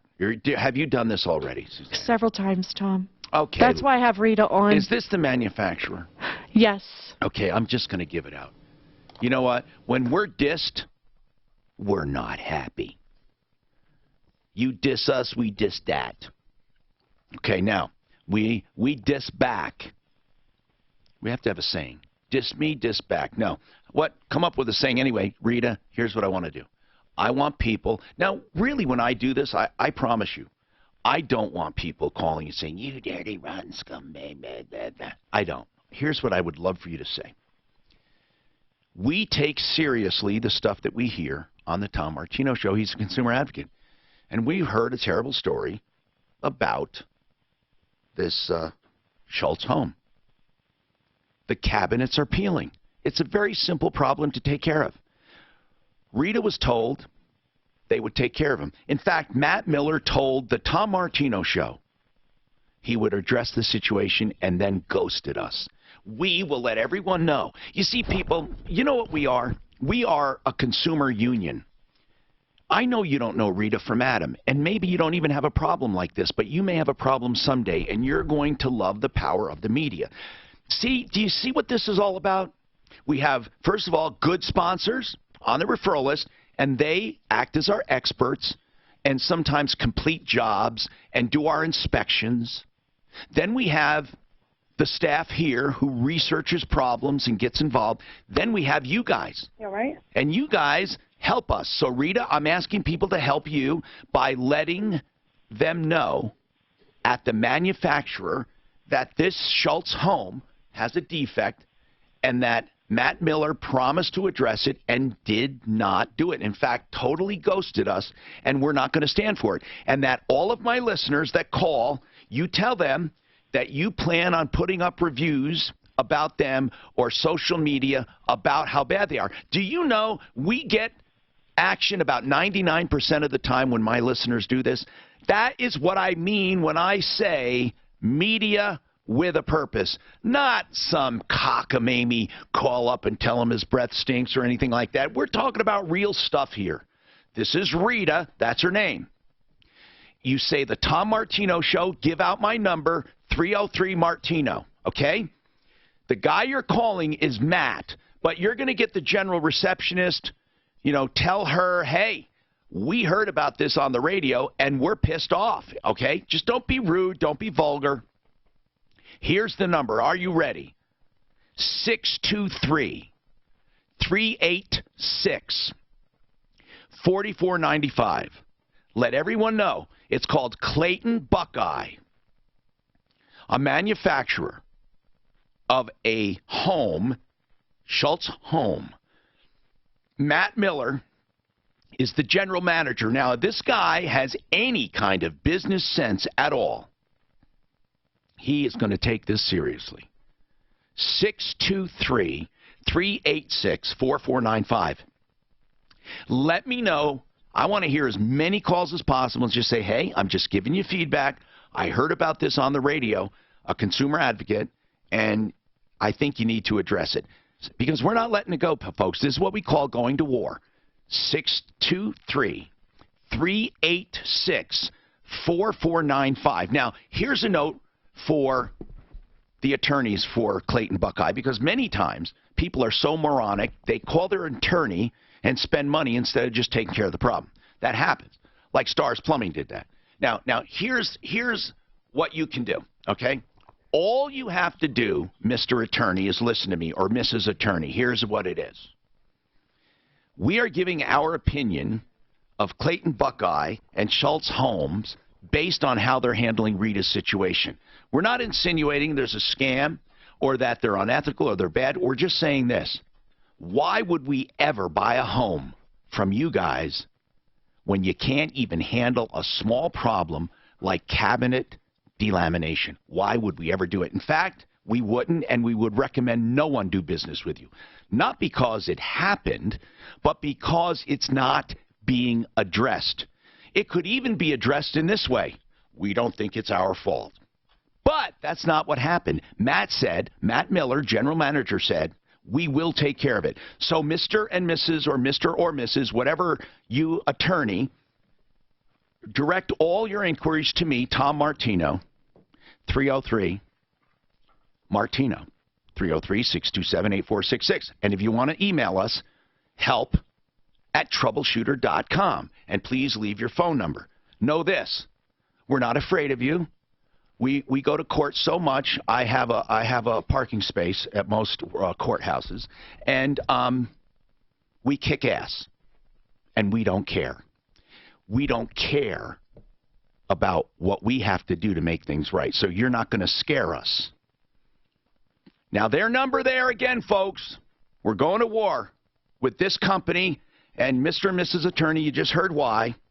We are expressing our right as Americans to express opinions at 623-386-4495. Now, this is for if they ever take me to court and they play part of my recording. This is going to be the part I play. Hello, members of the jury. Hello, Your Honor. Now, you didn't hear this part because they just wanted to cast me in a negative light. All we're asking for is to take care of the consumer. And if any of you were in trouble, we would do the same thing for you. We got more coming up. Yeah, they're going to settle for like $9,000. Yep, that's what I said. They said that to me. Who's that? So this guy hires Stars Plumbing. They give him a quote of $7,500. That includes everything to run a new sewer line. So they come out, they pull the permit. The actual guy that gives them the permit, the city inspector, tells Stars Plumbing, you know, this isn't our right-of-way. It's all in the road. Every bit of it is in the cul-de-sac. None of it's on his property. When you're under the road or under their property, you have to use a certain kind of fill. You can't just backfill with dirt. Flow fill. You have to use it, 100%, no dirt. So they knew it from the start they had to use flow fill. So they get done with the job and they tell the guy, well, because we had to use flow fill, it's not $7,500, it's $20,000. So that's only part of the story. That's basically it. I mean, really, that's it. They didn't really even need to do two companies. Yeah, and but the you can't argue that. said they didn't even need to do it. Yeah, but coming up in 20 seconds. What is and that means we need Raleigh House. It was the current location at 4800 Washington Street in Denver. Come in now and save. We'll have a huge inventory of cabinets, sinks, faucets, granite tops, tile, and much, much more, all at liquidation prices. Don't miss out on these savings. Deep discounts on all sorts of items. He's like this.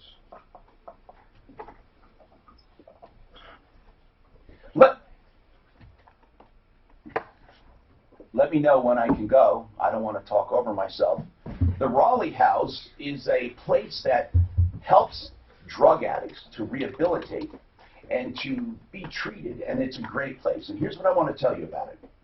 They have an informational line that you can call free of charge as many times as you want, and it's confidential. You can call with an addict in your life, if you are an addict, or friends or family members affected by addiction. You can ask about the treatment plans at the Raleigh House or elsewhere. They know about all the kinds of treatment and how they work, and they know about cost, they know about insurance coverage, they know about all of the stuff needed for successful addiction treatment, and you can ask anything you want, even how to approach an addict. Here's that number, 720-730-9722. 720-730-9722. Frank Duran, the real estate man. Whether buying or I'm sorry, I'm not so attentive today. I will make a better effort. Every single day. Not hold you to a long-term contract. You won't believe the level of I like service Mark's when you list commercial your where he said home. on Raleigh We House. send in a cleaning crew and a He virtual said, crew you right want good drugs, go to Raleigh House. Yourselves faster and He for never more money. said that. I did say, if you know someone that's on the juice, 303-920-1622. On the wagon. where's that off? Did they see a lot of success for you guys?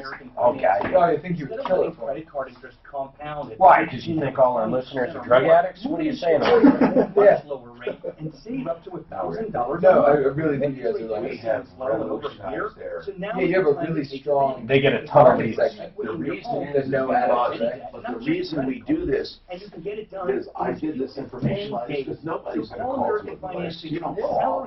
You gotta ease into it. You have to know about this first. It's a relationship thing. I'll tell you, that facility we visited, though, was gorgeous, man. He did it right. It's out in Watkins.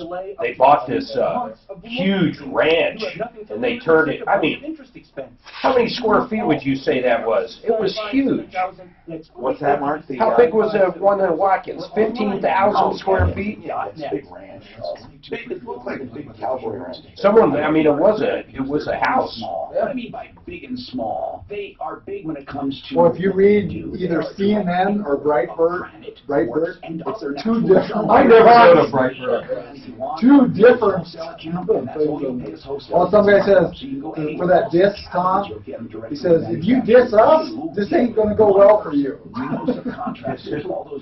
you diss us, this ain't gonna go well for you. The best prices, and he doesn't lie to you about it. I like They Breitbart. tell you you're getting 70 and 80% off. With Mitch, just compare and contrast. What you'll see is beautiful work, wholesale granite, beautiful cabinets direct from the manufacturer, and he will do everything you do in the kitchen in the bathroom free. Meaning, if you get counters, he'll Well, do I'll tell you this, the market, cabinets, he'll do a vanity, boy, and he'll tear out and haul away the old kitchen. in fact, it might be up 100 points. 303-386-5919. 303-386-5919. ArtofGranite.net. Also on my referral list. I tell you, they're I really think Well, wait till the next sites are all set on these obstructions. That'll be the curious. I hope, I don't like Homie. I don't like Homie at all. I think the guy's a total scumbag. It needs to go to jail. All 6, 8 of them. Hey, I'm Tom Martino. Let's talk. 303-713-TALK. 303-713-8255. K&H Home Solutions in the house. We have some emails for them we're going to get to. And on gutters, here's one, for example. Do you do seamless gutters? Yes, we do 5-inch. 5-inch seamless? Yes. So you extrude them on site? Yeah, they're done on a break on site, yeah. Oh, that's pretty cool. Now, a lot of people put a lot of stock into seamless, and I think they're important. But if you have a home like a Victorian home with a lot of breaks in it, you know, it doesn't matter much if you have a lot of turns and twists anyway, right? It's only the long runs that are really seamless. Exactly. It all depends on the length of the run. Okay, so they do seamless. That is the answer, and they do 5-inch, which, of course, I believe is superior. 303-713-TALK, and we're going to continue here. We have a lot to talk about, so hang on. Now, Danny, what is going on with you, Danny? Oh, boy. I've been swindled. Uh-oh. Tell me what's going on. Well, I joined I guess you could call it a dating site called Mile High Singles. And that happened probably about a year and a half ago. And they promised me the world, you know, that they would find me a good-looking woman, and they would have a... How much did you pay? You're not going to believe this, but, you know, everything started to happen so fast, and they started shoving a bunch of papers in front of me all at once, and I ended up paying $9,000. Did you at least find a woman? Yeah. Was it worth it? Danny. No, it wasn't worth it. I never had one date. Now, Danny, let's get this straight. Where did you see them advertised? Let's talk about let's let's talk about what happened. Yeah, I think I saw them advertised on Facebook. Okay, and you called them, and did you meet with them or do everything on the phone? Oh, no, we set up an appointment. Yes? I went down. And where did you go? Where is the place? It's down off of Cherry Creek Drive. Okay, and do you have a copy of the contract? I'm pretty sure I do. I'd have to find it. Tom, these guys need to go on the sleaze brigade. Absolutely. I've called them, and they'll never talk to you. And This is not the first call, and it's the same story each time. All right, $9,000, and you didn't even get a date. So what do they say to you about it? They won't return my calls. What's the name of the place? Mile High Singles. So, Suzanne, we've had a lot of complaints about these people. Several over the last 3 or 4 years, Tom. Dan can verify. He's Danny, dealt with a few. How old are you? 67. And what were you hoping for? Do you want a serious relationship or what? How long have you been single? I'm just curious. Okay, I was widowed about 1.5 years ago. Oh, my goodness. So, And what were you looking for? I was looking for a long-term relationship, eventually. You know, the Colorado Attorney General's office investigated these guys in 2017, man. And what happened? Well, I'm just starting to read the story, but it doesn't sound good at all. So nothing, they didn't do anything to him? They didn't do anything, Mark? I'm looking. It says our top program is 9,000, said the director, Cheryl. Told Fox 31 problem solvers that other customers were extremely selective. Let me keep reading. Okay, let's call them again. Mile High Singles. Who's the principal there? Who's the person? Who started this thing? Mile High Singles. Anybody know? And I want to hear from other people. Like, if, for example, has anyone had success with Mile High Singles? I'd like to know that. Go ahead, Suzanne. Tom, the director in this story that Mark was reading, her name is Cheryl McDowell. I don't know if she's the director is what she's labeled. You know, these dating services in general are rip-offs. They really are. I mean, it's such a terrible thing, and they take advantage of people really who are in need, and I mean, you know, emotional need. Didn't they prey on your on being lonely and all of that? Wasn't that fodder for them? Of course. And I'll bet you they told you a lot of successful stories on how people got together, right? Oh, they told me that with my looks and my personality that they could hook me up with a beautiful woman in no time at all. Did they even show you, you know, people, members and stuff, and say, hey, this woman's a member and this woman's a member? Did they do that kind of thing? Yeah, she showed me a couple that she thought would be good picks for me. Yes, and what happened? I contacted one of them, and she never contacted me back. Do you have, well, you know, and of course that's not their fault either, but I need to know exactly what they do wrong. Do they lie to people? Do they make any effort whatsoever? What do they promise to do? In other words, are we just picking on them because, you know, because losers go for these services? And I don't like that term. I don't believe anybody is really loser. But in other words, is it their fault? So that's what we have to get at. Did they lie to you, Danny? What? Give me a lie they told you. I'll give you one they might have told because they did it in the past. They've said we have over 2,000-3,000 members when in reality they had much fewer people. This one guy, last name is Black, won the maximum amount allowed in small claims court because of that right there. He proved to them they lied to me with their membership. There was no way I was going to get a date because they had a lot fewer members than they told me. Well, they have pages that you scroll through with pictures. Yes. And if you pay attention, you see that there are the same people on different pages. So they're filling those spaces with the same individual that they did 5 pages earlier. Okay. Listen, here's what we do. Here's what we do. Just to make you think. We're going to call. We're going to call anyway. We're going to do the same thing we always do. We're going to call again. And I want to hear people's experiences. Did you pay on credit card? No, I had to pay cash. You mean on a check? You don't mean greenbacks, do you? No, I think I paid I think I wrote a check. Oh, man. Okay, Yeah, listen. I'd take him to small claims court, just like this other guy I want you to start there. I really do. And by the way, we're not giving you the kiss off when we tell you that. We really want to work with you, okay? But you got to start a small claim court. Hold on. We want to hear from others. Has anyone had a problem? And we just discussed gutters with K&H. Nick filled us in on 5-inch gutters and seamless gutters extruded on site. And we had a quick question on that. Can you retrofit a house then with 5-inch? There's nothing, if somebody had smaller gutters, there's nothing wrong with going with 5-inch gutters, right, Ted? Yeah, you can put the... In other words, you just replace them with 5-inch, right? Yeah, 4-inch gutters sometimes, the way they're attached are a little bit difficult to get off, but they can be replaced. And then what about the downspouts? Do you have to replace those? You don't have to, but what you end up finding out is that the downspouts end up looking really bad against the new gutters. So you're better off doing it. And also, if you have 4-inch gutters... And do you have bigger downspouts as a result of having 5-inch gutters, or are they the same size? Well, you have the gutters, if they're 4-inch gutters originally, are going to be too small. Yeah, you should replace the gutter, or the downspouts along with it. 303-713-8255. Yeah. Those are one of the leads that you sent. Tom, 1 minute, Centeno 60. 1 minute, Centeno long. There's possible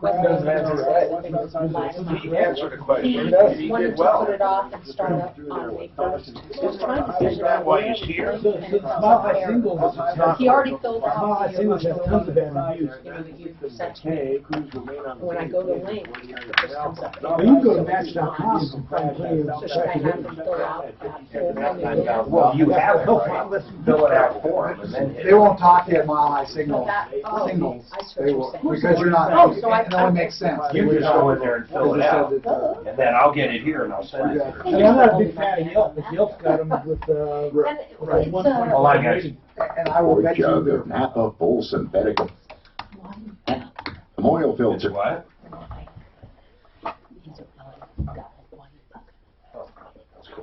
Centeno Schultz are the original stem cell doctors. Dr. Chris Centeno started stem cell therapy in a clinical setting, and he does genuine living stem cell therapy. That's no small thing because most clinics do not. I don't want to get into all the bad stuff. All I can tell you is this. You know you're getting genuine living stem cell therapy with Centeno Schultz and their string of clinics called Regenex.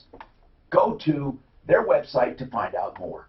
thestemcellexperts.com. Now, here's another thing you can do. You can get an evaluation for yourself or find out about their next seminar. That's where you can just find out all this information, and you don't have to talk to anyone if you just want to go to a seminar. thestemcellexperts.com. A lot of people want an evaluation to start right away, and this is what's great about Centeno Schultz. If you're not a candidate for stem cell therapy, they'll tell you they have other therapies because they are medical doctors. 303-963-9201. 963-9201. Don't miss the trip. Mark? Days at 3 p.m. on KHOW. If you want to learn how to make money So in the stock market, the Yeah, let's go. Troubleshooter show. do you want to know? Okay. That's 787 for a free demo.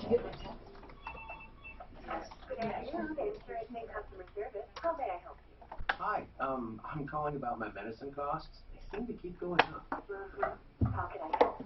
Well, aren't you supposed to help by negotiating and holding down costs? Oh, well, we do negotiate discounts, yes. Okay, then why am I paying full price? Hello? Medicine costs are growing at the slowest rate in years, but unfortunately, it doesn't always feel that way. 40% of a medicine's list price is given as a rebate or discount to the government, and middlemen like insurers and pharmacy benefits. Oh, you didn't do it yet? These rebates and discounts exceed $150 billion. 10 seconds. But insurers don't always share these discounts with you. Patients share the I get mine to the 10th of a second, Join the conversation at not 4 over. Paid for by pharmaceutical companies and manufacturers of America. Can you imagine a world where a heating and air conditioning company doesn't charge a trip charge, doesn't charge a diagnostic fee, same-day service, transparent pricing, and they don't try to upsell you because their technicians aren't paid on commissions? Well, guess what? We live in that world, and here's the company. If you need anything done, whether your furnace or air conditioner breaks down, you go to PriceFixerDenver.com. PriceFixerDenver.com. That's PriceFixerDenver.com. When you get a DUI, a criminal charge, and a civil proceeding against your license, get an experienced, aggressive attorney who can help you in court. What's that? Even their ex-employees say it's a scam. Oh, it's horrible. I've been reading. She doesn't even show up for small claims court. He should be doing that right now. She refuses to go. I mean, which is ridiculous. Oh, you mean really? So you get a default judgment? 2 of them that I read about, yeah. It's $1,500 out. That's not bad. You get $7,500 plus. I think you will get the court costs, which will be $100 and something. Well, how do you go? How do you? No, they were saying, and the interest is tacked on. How do you collect? Has anyone collected? I don't know. The articles go back to 17. I don't know. They're bad people, huh? It sounds like they're total rip-offs. And they won't talk to you. And I don't really have too much problem with that because you're getting into kind of people's personal business. There's less expensive and more effective ways to find it. Oh, you could. What did he spend? $9 grand? You could wine and dine someone for a while on $9 grand. What somebody? I think, yeah. I was going to say Russian brides are like 3. They're $3 grand to get here. Then it gets expensive. Yeah, then it gets expensive, right? When they take everything out of your bank You better do a prenup. That's racist to say that about Russian brides.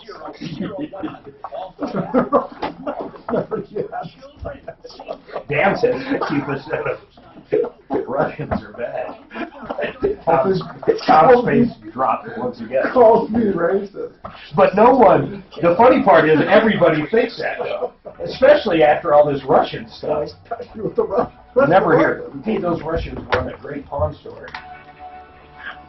Hi, I'm Tom Martino with K&H Home Solutions. We got more coming up with them, and any questions you have. Dick has some good news. Dick, I love hearing feedback from the referral list. You were in a timeshare. How long were you in it? A month. A month? Where'd you get suckered? We were in Las Vegas. Actually, we went to the RV and Rec Show here in Denver. And then what? They had a rep there, and that's where we signed up for. Oh, right here in Denver, you signed up for a Vegas timeshare? No, for the Vegas vacation, but we had to go to the. And the Vegas vacation was a timeshare presentation you had to attend. How long did you have to attend? Oh, I think it was 2.5 hours. And what happened? Well. Long story short, we caved in and we bought one, and then on the way home we said, man, what the heck were we thinking? And actually we purchased it on 22 May, and I called your show. In fact, you were out that day. Yeah. And they referred me to Mike Finn. The Finn Law Group on a referral list at referralist.com. Yes. What happened? I talked to him that day, Mr. Finn, that day. And on 5 July, he took my case, and on 22 October, I was out of the timeshare, and he did what he said he would do for what he said it would pay, what I would, have to pay, and I'm happy. Okay, man, thank you. I tell you, this is a terrible thing. Why did you feel pressured to sign up? I'm always curious about people who sign up and why they do it. Well, we've gone to different presentations, and we thought, hey, it's a good way for a relatively free vacation. But this one wasn't a timeshare. Well, it's a timeshare, but it was different. You buy points. Yeah, which is worse than a timeshare. Points all over, and I know it's hard to say. It's hard to believe it could be worse, but it's actually worse. Points. The point system is worse, and here's why. Thank you, Dick. Here's why the point system is worse. You buy points. Okay, so let's say you buy 1,000 points, and 1,000 points is good because you get, let's say, 250 points per night. So 250 points a night on 1,000, right? So you got 4 nights. Now let's say they change that. Now the points are 400 or 300, for a night. See, then without even changing your deed, without changing your deal, they've diminished what you purchased. So what you thought was 4 nights turns out to be 3 nights or 2 nights or 1 night. See, so you're buying nothing. In fact, when you buy a regular timeshare, you're buying nothing. Timeshare, I'm going to say this again. Now, I have had even a friend one time try to convince me that it was a good investment for him. And look, after a while, you just can't fight stupid. And most people just want the comfort of knowing they didn't completely blow it. There is nothing, and I mean nothing, about a timeshare that is good. And I don't care, even if you say you're going to use it, you can do better doing hotels. There's no reason ever to have a timeshare. It will never pay. You will be stuck with it for life unless you get out of it. So the best thing to do is not to get in it to begin with. Marcy, what's going on with you, Marcy? Okay, my son bought a 2008 Subaru Impreza from the Subaru dealership in Pueblo almost a year ago. Okay, a year ago. All right. Almost, yeah. So he bought it used. And so yesterday he's coming down the road, ran out of oil, so I ran some oil up to him. He had just checked it Monday, and it was fine. Put oil in it. He didn't get 5 miles down the road, and the car caught on fire. How many miles when he bought it? How many miles when he bought? Huh? He had 97,000 miles on it when he bought it, and it's up to about 117, 119, somewhere in that ballpark. Okay, and it caught fire. Yes, and so last night after we got home and I talked to the insurance company, I got on Kelly Blue Book just to see, you know, kind of what he's going to get for it, an idea. And come to find out, there's a recall on 2008 Subaru Imprezas that some part comes loose and it can create an engine fire because the oil leaks out. So I'm wondering if there's anything he can do to the dealership. No. They're not. Okay. No. I mean, not really. I shouldn't say no. Listen, I shouldn't say no, Marcy, because let's say this. If that dealership told them, hey, we took care of all recalls and service bulletins, let's say, not a service, but whatever. We took care of it. Yeah. And they gave him a false sense of security. Or if he said, what about these engine fires? Oh, don't worry, we took care of it. I mean, there's always more to it than I hear. But, Marcy, you'd have to prove it. You'd have to have evidence. You'd have to go after him. I mean, it's a terrible thing that happened, but at the time he bought it, you're telling me there was a recall at the time he bought it? Yes. Okay. Now, you understand that recalls, when you buy something as is, it means you buy it as is. So he could have easily checked to see there were recalls, and then he could have asked about them and gotten an agreement in writing. He could have said, are there any recalls? I agree with you. They showed him a Carfax. Yes. Carfax didn't have any recalls listed on it. Well, then that's, well, you know what that does? Okay, if the Carfax had no recalls listed on it, that exonerates the dealer in a way. In other words, Marcy, for you to have a good case, you would need this dealer to have done something fraudulent or negligent. Okay? Negligent. Let's say negligent, they were changing the brakes and forgot to put pads on them. Or they didn't do something and it was stupid and negligent. Or fraudulent, where they knew that this recall was supposed to be done and they lied and said it was done and they dummied up the paperwork. But if you don't have true fraud or true negligence, I'm just going to be honest with you here. I'm honest with everyone, but that's an expression. I'm going to be straight and tell you that to build a case on something like this is so difficult. It often is not worth it. How much is the entire car worth? Not now, but before the fire. Before the fire, it was probably worth about $6,000 or so. What is his total loan on it? Oh, he paid cash. Thank goodness. He came out of AIT and paid cash. Thank goodness. He came out of what? He came out of AIT and basic training and bought the car. Oh, that's too bad. He's a veteran? Well, he's in the Guard. That's paying in his school. That's good. He's in the Guard. So he doesn't have a car anymore. He's a smart kid. He's a smart kid. Well, we have extras he can borrow for now, so the insurance comes through. Marcy, how much do you think he'll get? How much do you think he'll get for insurance? You know, I don't know. That's what I was on Kelly Blue Book for. Looks like maybe 55, 6. Okay, well, that's not bad. Here's the other thing, Marcy. No. Do me a favor. Where are you located? We're just south of Pueblo. Before you buy another car, let us help you pick somebody to buy it from. And I mean, really, there are so many rip-offs. We just want to help them, especially being in the Guard, trying to go to school. And here's the other thing. If there is a case, by the way, Marcy, it would be the insurance company that pays you that would go after them. It's called subrogation. Didn't do it.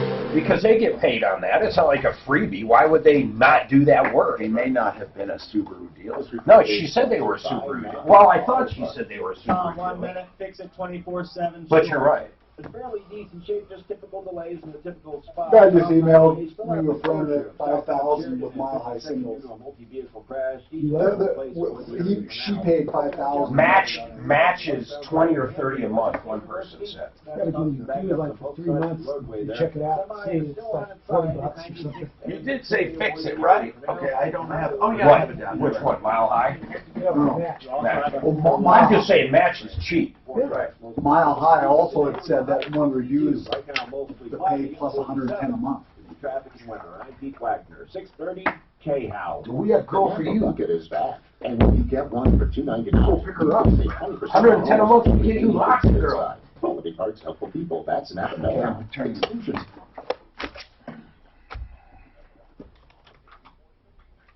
I'm going to put an offer out here for the next 20 people to call, and they allow me to do this at Fix It 24/7, so listen to it, because it's an extraordinary deal. Now, $39 in and of itself is an extraordinary deal for the air conditioning system or furnace system to be cleaned and checked from top to bottom, disassembled to the extent it can, adjusted, put back together with a no breakdown guarantee. That's $39 per system, and that's a deal. That would be like around $80 for both. Right now, $48 for both. $48. Just call them and tell them I said it. The next 20 people. 720-526-3939. 720-526-3939. You're dating or looking for a job or just wanting to feel like I found a lady on Match and important to have the best head of hair you can. Now, for lots of guys, including me, the issue was losing hair towards the front of your head while still having plenty of How does it work? Like, you click on someone, did she find you, did you find her, or it does it? They send you a list of people that are matches. They say are matches, some aren't, and they do the same thing with her. And so, you know, you communicate that. Let's talk about Fuller Law, John Fuller.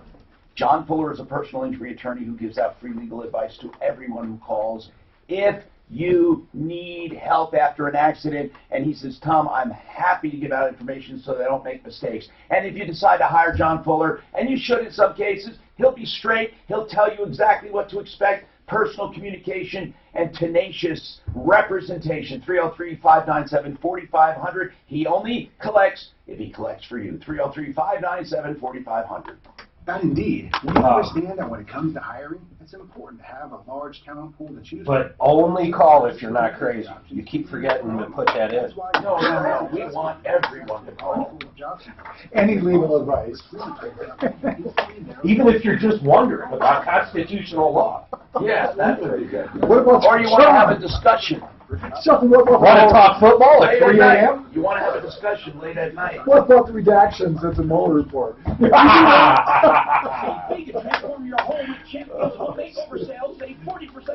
You want to know what those redactions are in the Mueller report? Only one guy knows. Yeah, we're thinking of requiring their personality. Yeah, before we kick people over the customer. He had some nutcase call at 3 o'clock in the morning. I forgot what he wanted. He told me. Who would do it? It was absurd. Why would he even answer his phone? Oh, wait, I guess you're right. There could be an accident. Oh, exactly. You don't want to not answer it, and then they move on to the next attorney. When the Walmart truck just hit him. When they go to the strong arm. Damn it, I got to call the strong arm. Actually, one of the best attorneys out there, I don't think he's practicing anymore, but Bulldog. Bulldog was good. I like the Bulldog. He might have been. If he wasn't, he should have been. Probably the best attorney we've ever run into. Very good looking guy. Very handsome man. Yeah, I think his dad said he was a judge and he's not afraid of the insurance companies. No, he's not afraid of the insurance. I'm not afraid of anybody. He's not afraid. He's a bulldog.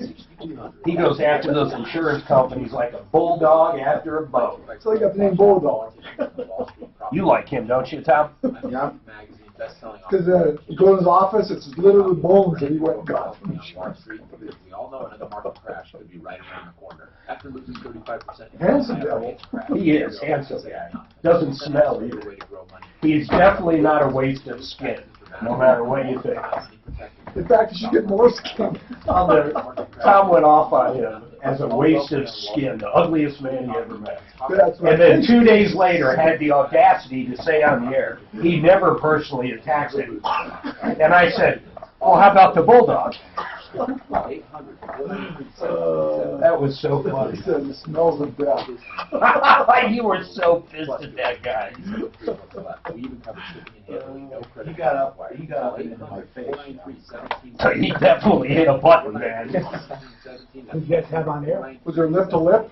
No, he wouldn't come on air. He went down to the office, tried to help some lady out or something, and the whole thing went bad. So the next day it was wasted skin, the ugliest man ever walked the planet, smelly. And then, but that wasn't even bad. It was 2 days later when he took this position, and he's never personally insulted him. 20 years in business. Those are all facts. 7787 7787 crackerjackmudjacking.com. Ask Alexa to play 630 KHOW on iHeartRadio. Then you can hear a fun. What were you trying to help out with that anyhow? Didn't that person just, friend of mine, but just canceled or something? Yeah. He represented him on this case.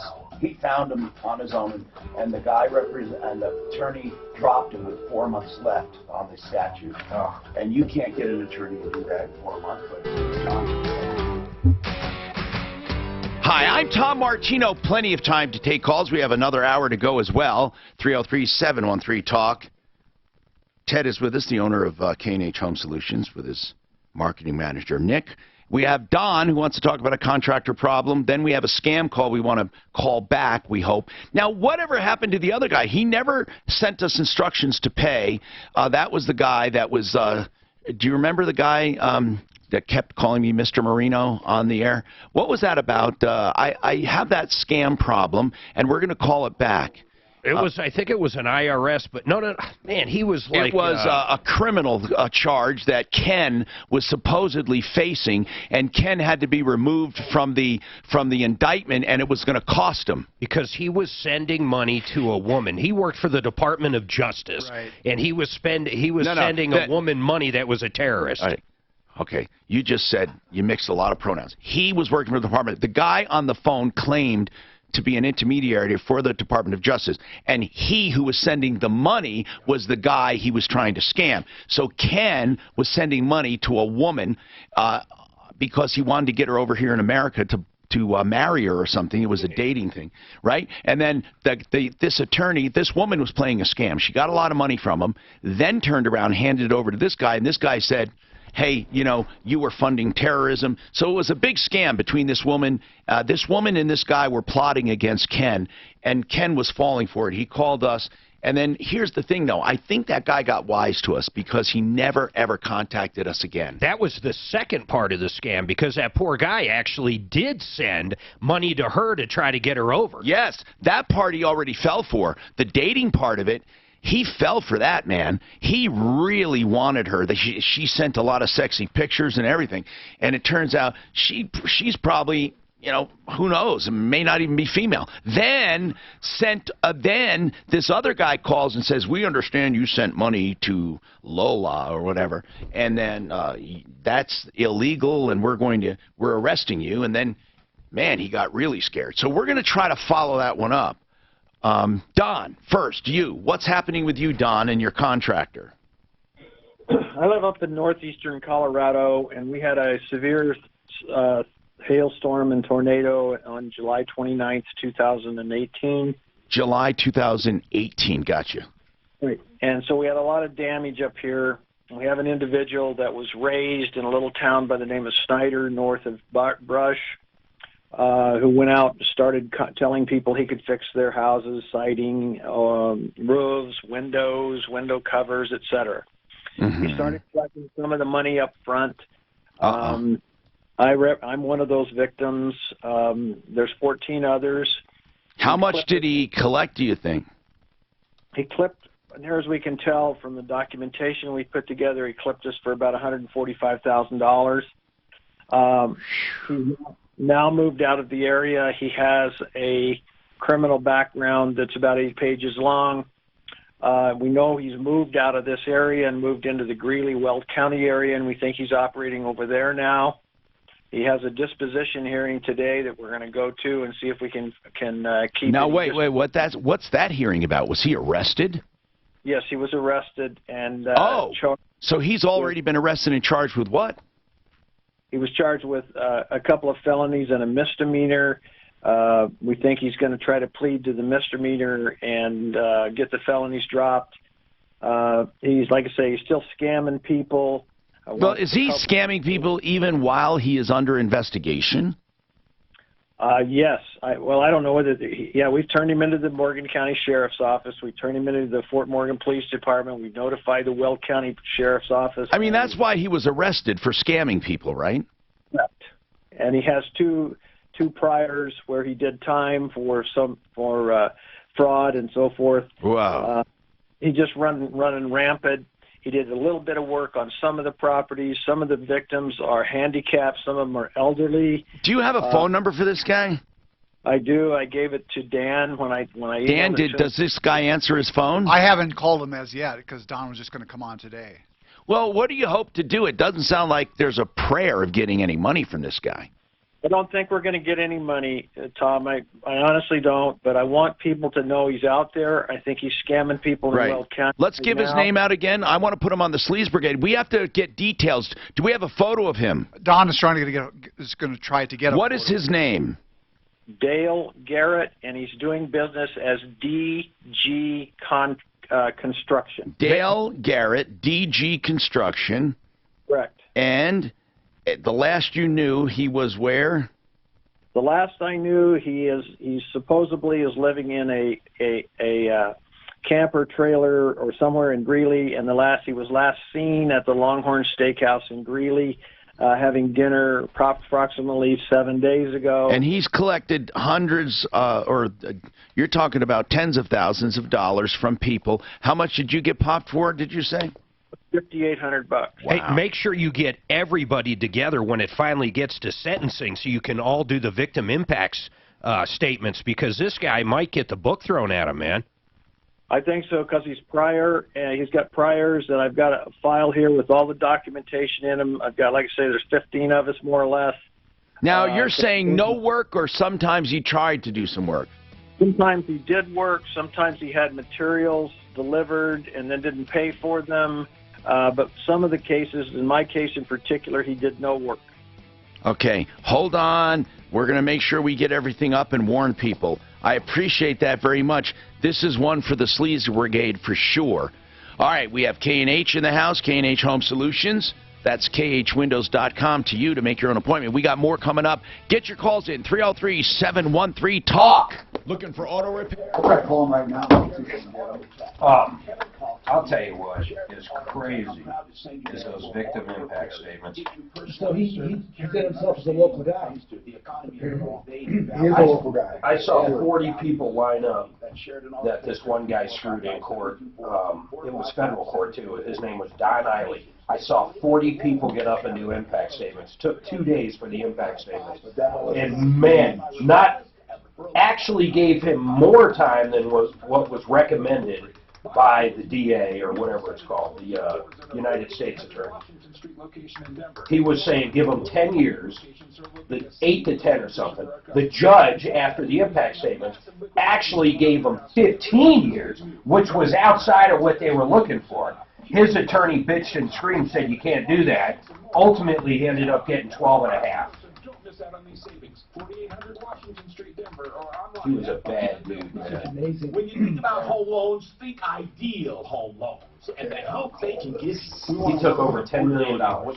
There's a guy named Brad Ivers who had a construction company in Denver that, you ran a legitimate business for a number of years, and then when his company went broke, he moved out to Chicago, brought to Illinois, and started doing the same thing in Illinois. Some of them you can't rehabilitate that. Yeah. The guy take me for a quarter, man. He actually was opening up a tire store, automotive repair, literally on my credit line. It was incredible. While he worked for me, wrote himself checks out of the account, engines. We were missing literally 2 semis and tires, which was $150 grand. It was crazy, man. So he ended up getting 2 years. He's barely paid me anything back. But after he got out, this is probably 6, 7 years ago. After he gets out, I read an article. He goes to Albany. Or Schenectady. He goes to Schenectady and convinces the town to let him go in and rehab all these old homes. Are you shitting me? They didn't even look up his background? No, but that's where the article was going. No one looked up his background. He ended up ripping off the city, but they couldn't do anything because they had no signed agreements with him. And he just split town. They just gave money, they had no agreement? They had no agreement in place. But that's why it ended up in the paper, because why is this town council so stupid? They were trying to get him removed because it ends up being the taxpayers' money. Right. But he went in and stripped all these places, took all the copper out. I mean, it was insane. I was like, well, that's Gary. When he first got out of jail, literally first got out of prison, not jail, it's federal. Oh, this was crazy, man. He goes to a halfway house. Somehow gets the owner on his side and gets the halfway house into trouble. Those kind of guys, you just go, man, if they just if they were straight shooters, they would be so successful at scary. That's right, Mark. They work their asses off being scumbags. They've got to like the con. Without the con, it must not excite them. It's got to be. It can't be the money, because they can get more money doing it right. Some people just lie because that's the thrill. We had the ultimate get-you on him, man. We locked every single. He was over 5 of my stores. We locked, changed locks, did everything, and boom, had him arrested the next day. On men's performance in the bedroom. Do me a favor. Caught him red-handed, had all the checks done, and he was already in the system. He was already on, what do you call it, he had an anklet. Of course, I didn't know he had an anklet. I hired this guy. I had no idea he's got this fucking anklet on. But the feds raided his house. He owned a parts company. His name was Gary Pappas. Listen to this. He owned a parts store, or 2 or 3 of them. He told all his employees that were chipping in for 401k money, so the money would come out of his check, and the money would also come out of their check for health insurance. They had no health insurance. They had no 401k. He had all that money, so the federal marshals came in and raided him. And then somehow he gets out of that, or at least gets only the anklet. And then next thing you know, I'm hiring this. He took one of my stores in Castle Rock. It was doing about 110 a month. He brought it up to 150 in 4 or 5 months. It was incredible.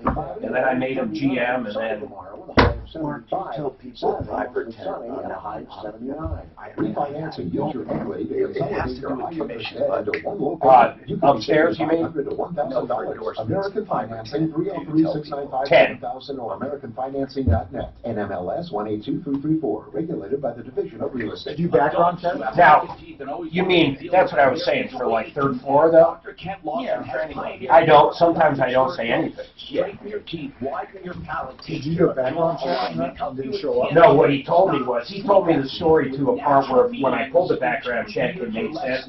He said he took the fall for his wife. His wife was taking money that he didn't know out of the checking account, and he didn't want her to go to jail because they have small kids. Dude, he had an answer for everything. It was amazing, actually. Focus on Well, forward-looking he tax probably evasion had a strategies for those backside. He did. He covered it perfect. But his ability, I mean, he would literally be at that store because I could see the codes. And he'd be there 2 hours before they open. He'd be there right away. He brought the numbers up. And that's money I see in the bank. I mean, he literally increased it by almost 50% in a very small amount of time. I'm like, stupid and did drink and drive, or you were falsely accused. But that's what I mean. Case, guilty or innocent, I don't Joe get it. Lazzaro can help you. Because there are Yeah, they deadlines, use there are their filings, there are 2 cases going given on, a ability civil and a for criminal. good. Yes, it's Yeah. a criminal charge, but Good it's also a scammers, civil to charge. be a good that comes from our scammer, view. you gotta be a And good talker. You gotta You gotta be a good sales guy. You gotta like the con. It's gotta come down to the con. You gotta get people to like you. Here's how it unfolded with him. I get a call from Napa, any PO over 10 grand. They call me. Literally, that was just on it. And we never had POs over 10 grand. I mean, it was such a high amount, it would never happen. With Napa, with Goodyear, it happened anytime we got a truck. I get a call going, I need a PO for the Corvette engine. I'm like, Corvette engine? What store's selling a Corvette engine? Littleton. And he gives me the PO number. I hop on my computer, I pull up the PO. There's no ticket. There's no PO that matches that. I'm like, what the hell? And that's where it unfolded. So he was buying a Corvette, or He owned a Corvette. He was putting a brand new engine in it. so maybe he's just going to pay you back then. Yeah. Hey, don't worry about it. He's going to pay you back. Yeah. That unwound the whole thing. I ended up calling. I ended up getting in direct contact with his parole guy, or her. And man, she hated him so bad. It was, she told me this, and I believe her. When they were sentencing to that parts store deal, he went out of state, adopted a kid that was like 2 years old, special needs, and paraded him around the judge saying, I've got to take care of our new kid and stuff, please do this. After he only got home detention or whatever it's called, they shipped the kid back. I mean, I didn't even know that shit was possible. I didn't even know, like, that's a real thing, like you can adopt a kid for a month. 303-534-0163. Rent a kid. 303-534-0163. Kid's name was, I think, Max. Hearing Center. 630 KHOW has We talked about that for, our state. now. Text me next one, half of it. You'll get a text confirming. Make sure he looks hungry. It works. You got a sandwich for him? But this woman hated him so much. She told me exactly what to do on the checks and everything. He had no idea. He got caught. Troubleshooter. Hi, I'm Tom Martino, your troubleshooter at 303-713-TALK, 303-713-8255. We're solving problems today. Some notable ones that came up, and if you're just listening for the first time, I'm a consumer advocate. I use the radio to basically talk about good and bad people. Okay, good people who you should use and who take really good care of you. Many of them advertisers, many on the referral list, some you bring up that aren't. We also have people you should avoid, terrible people who rip people off, those who do bad things to people. And we go after them, and we try to recover money. We have recovered millions of dollars in cash, merchandise exchanges, refunds, and services over the years. Right now, we are looking into this guy, Dale Garrett, sounds like a bad guy.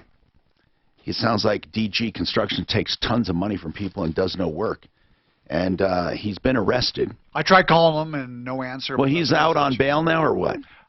No, he's going to court today. Okay. He's just a bad guy. And we're just trying to warn people. Then we got this Mile High Singles.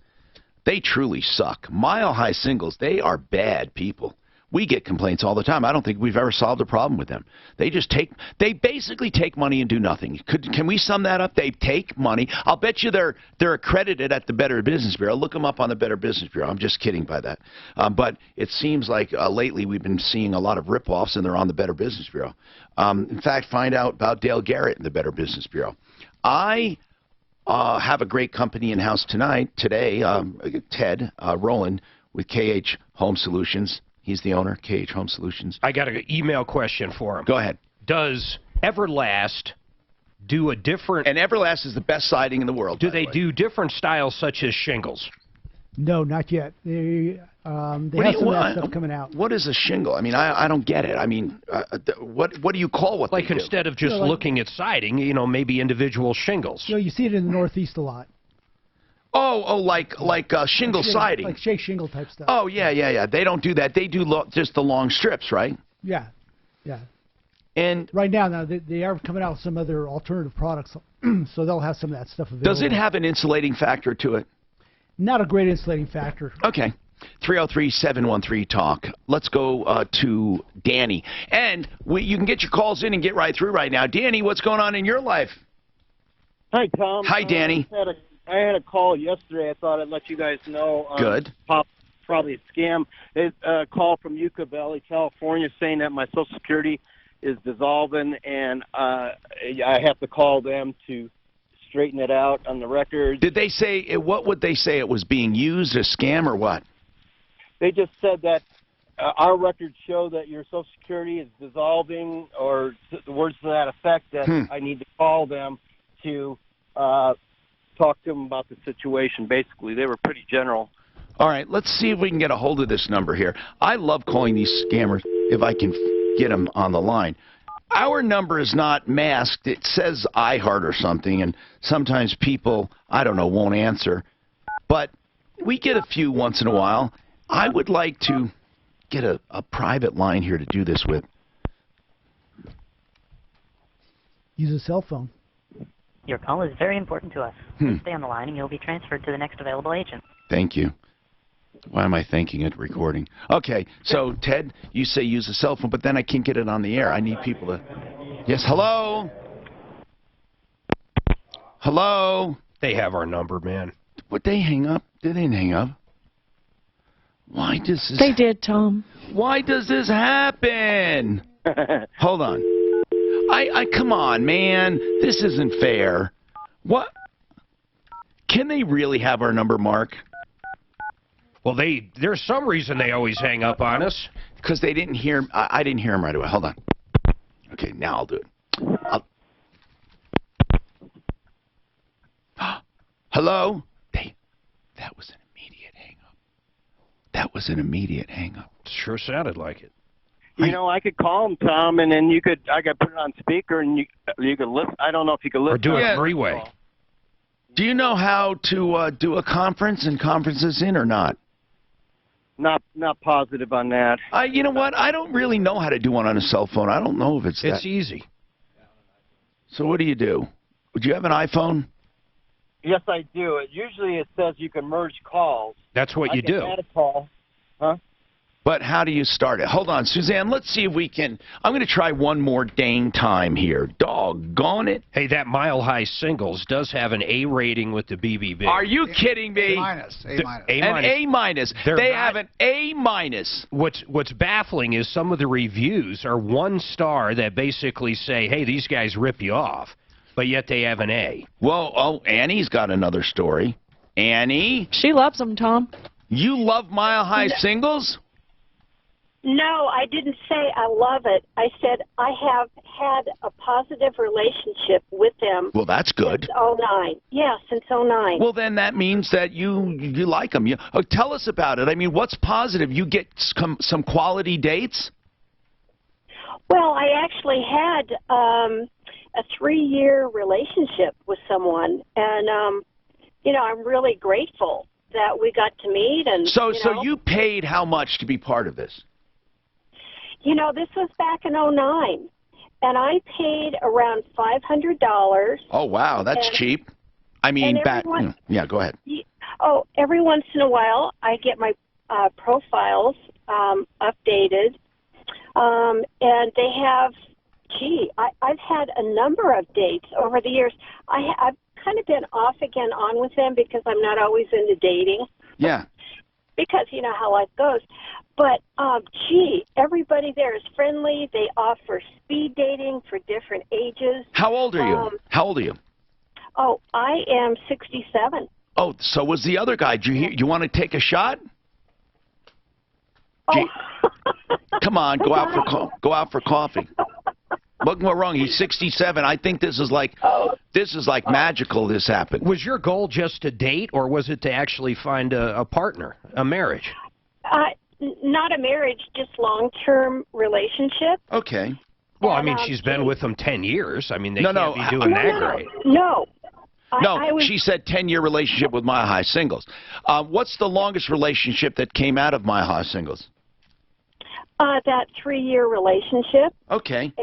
And then in addition to that, I have met some absolutely wonderful guys. Well, so you would recommend it? Yeah, but here's the deal, Tom, that I think I should mention. Yes. I am not paying a monthly fee. That's the odd thing about it. You must be like maybe just you got in at a different time, or maybe just the women get the good deal or the normal deal and they stick it to the men. Nope, we've had women complain too. Yep. In fact, one was a doctor. Wow. But I don't think it was $9 grand, was it, Dan? The more we think about that, I think it was like 5 or 6. it's the men who get gouged. Oh. So, Ann, though, here's what I said. I'd like to hear experiences, and it would be unfair to keep off the positive experiences, but you only paid $500. You have no monthly fee, and you've had quality dates, and every now and then you get a call from somebody from Mile High, right? Yes. I mean, like to go out on a date. Well, you don't get a call, but what you do is somebody, you go into your profile and you find out that somebody is interested in meeting you. And if you want to reciprocate, you let them know. If you don't, there's a number of things to choose from why you're not interested. Okay. And then also, I have, there's a lady who, I've been working with her for a few years, and every once in a while she's sort of like a matchmaker, and says, I have somebody who I think you might like. This is someone at Mile High? Yeah. Okay. Yeah. And so I've never heard of any negative comments before about Mile High or oh that my they've God, been the internet's loaded with them, and we've had a dozen calls over the years. I heard you say that. Yeah. And okay. I'm shocked, but I just had to let you know. Thank you. Positive. Did you know the Attorney General was looking into him? No, had no idea. Okay, I'd like to hear other experiences, good or bad. Chuck, what's going on with you, Chuck? Yeah, Tom, I just got a question. Maybe you can give a hand. My son's going to school to be a nurse practitioner. He's already RN, BSN, works over an emergency room. Oh wow! So he wants to take it up a notch. Go ahead. Yeah, he's getting his master's, and he's at the stage. He's wrapping up the written part, and he's got to find a precursor for family practice. He had one lined up, but the doctor. When you say a precursor, do you mean an internship? Yeah, like an internship. Yeah, it's 160 hours. They have to train under different aspects. Family practice. No, I understand. And he has to do an internship or what's called a practical in which field? Right now, he's looking for a family practice doctor or nurse practitioner. Okay. That he can train under it's 160 hours or 3 months. All right, you hold on, and we'll figure out where we're going with this and if we can help.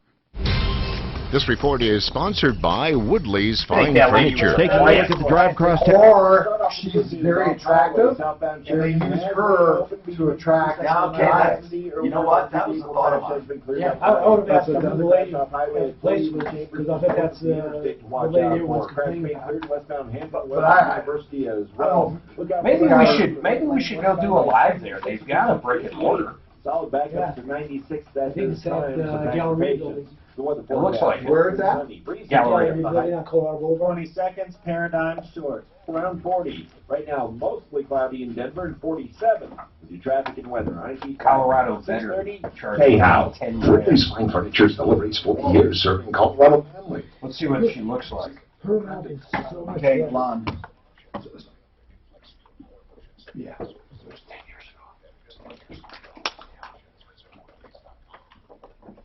Paradigm is a group of financial advisors, and they do this loan called My Bank, My Loan, My Way. I want you to check them out. My Bank, My Loan, My Way. It can be a first or a second. Here's the important thing. They turn your mortgage into a line of credit that pays simple interest. No matter what, it's the best way to do it if you qualify. and you can pay that loan down and pay it up, get the money back anytime you want. It's a liquid line of credit, simple interest only. 720-931-6560. What was that one you got from Chuck and Julie? Her amount is so much less than everybody else's. No, they're on. That lady that calls in, her amount is so much less than what everybody else is. They advertise It's just not. I don't know. All I do know is I think they're the second best radio show that I listen to on the $500, everyone else is paying $5,000. Chuck and Julie. How do you even hear it? I don't even get that station. Hey, you, 7:10 a.m.? Not on my way to work, barely yet. No, they're in the afternoon. I just like to say listen to them going home or whatever and stuff. No, I'm saying literally, I don't Chuck think I get Bonnewell that is the one station. that publishes the Glendale News. And he married Julie, who used to be on radio too, and she is now. She started out on radio, then she went to Fox 30. Is it local or is it political? No, both. Everything. Both. That's where Peter Boyle's at. She's kind of like Ross. They're kind of like Ross. You know, I like them. They're good. I like you calling Ross a girl? No, I think Ross is the best. I think they're second best. I think, what's her name? Notice how he just fucking leaves us Well, out. he's like Rush Limbaugh. No. Compared to us, I'm not saying, because Your favorite used to be Brownie.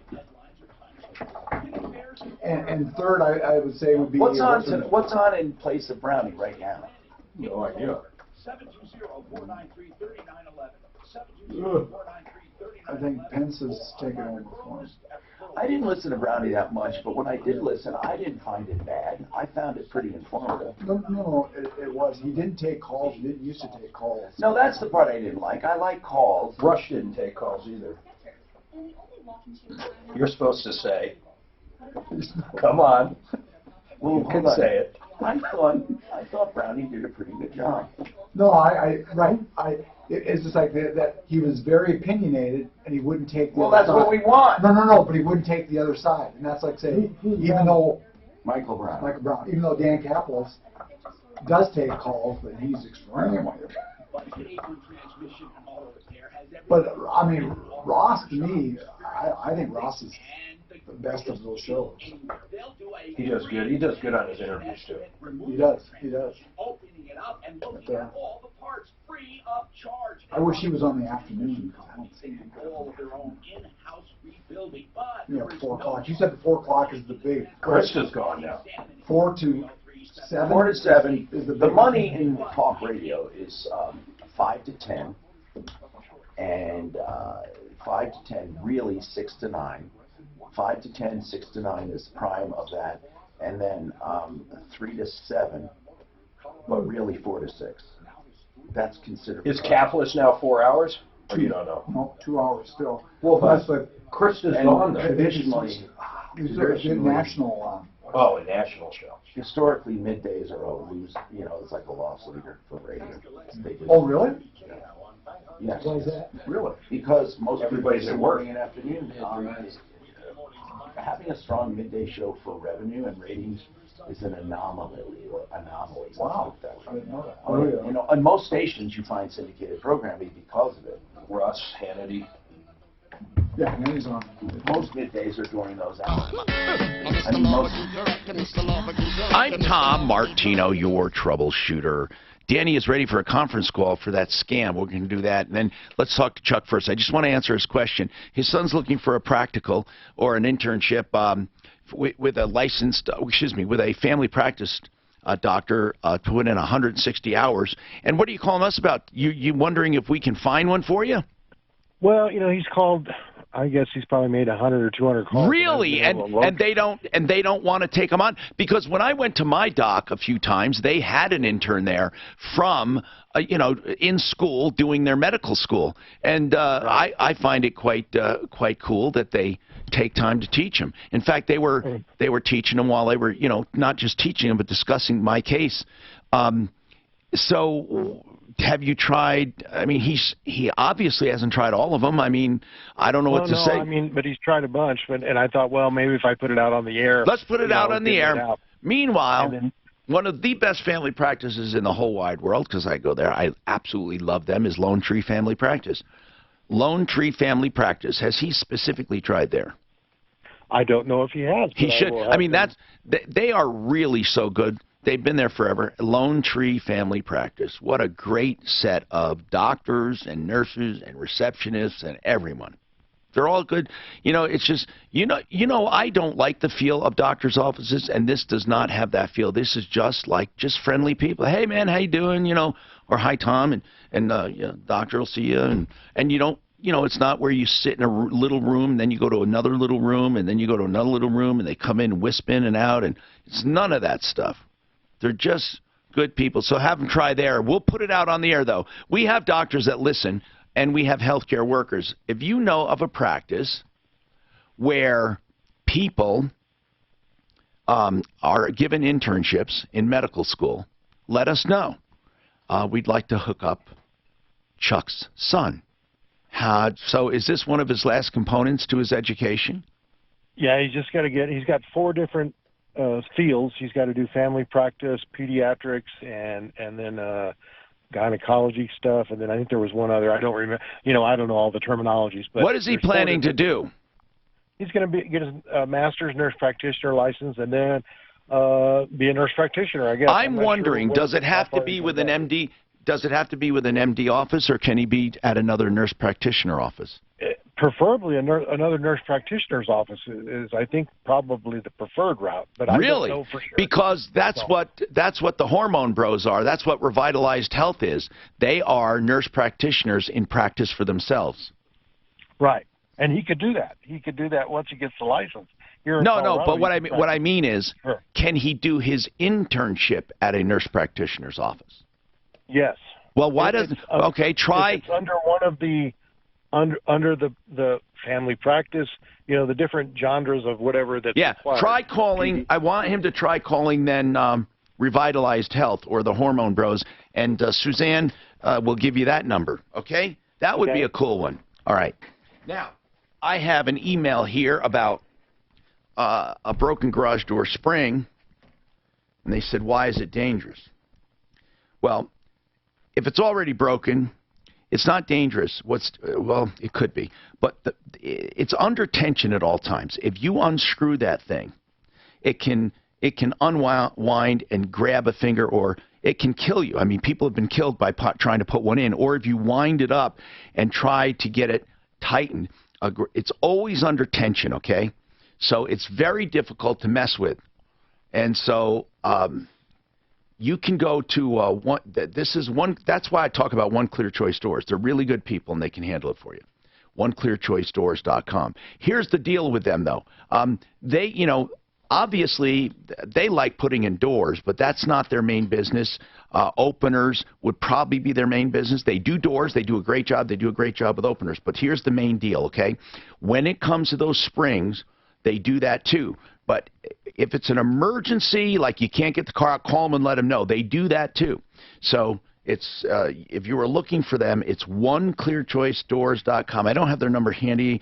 I shouldn't have picked up this email right now. Okay, here's the number, 303-565-6409. Okay, let's go to the phones again and keep talking. Now, this Social Security scam. Danny, we have to take a break soon, but when we come back, we're going to do it, okay? So Suzanne's going to get on the phone and give you some notice, all right? Sounds good. All right, hold on. Now, Nancy, what's going on with the DUI, Nancy? Does this involve you? Yes, it involves me. What happened? This happened on February 21st. I live in Denver. Yes. And I was in a conference up in Westminster for work. After the conference, there were some networking events. I had a couple of drinks. Yeah. And then the people that I was with wanted to go somewhere else.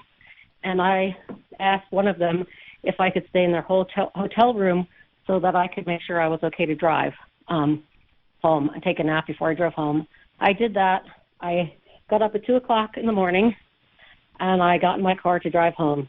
My car was a 2004 Ford Explorer. I had been having a lot of transmission issues.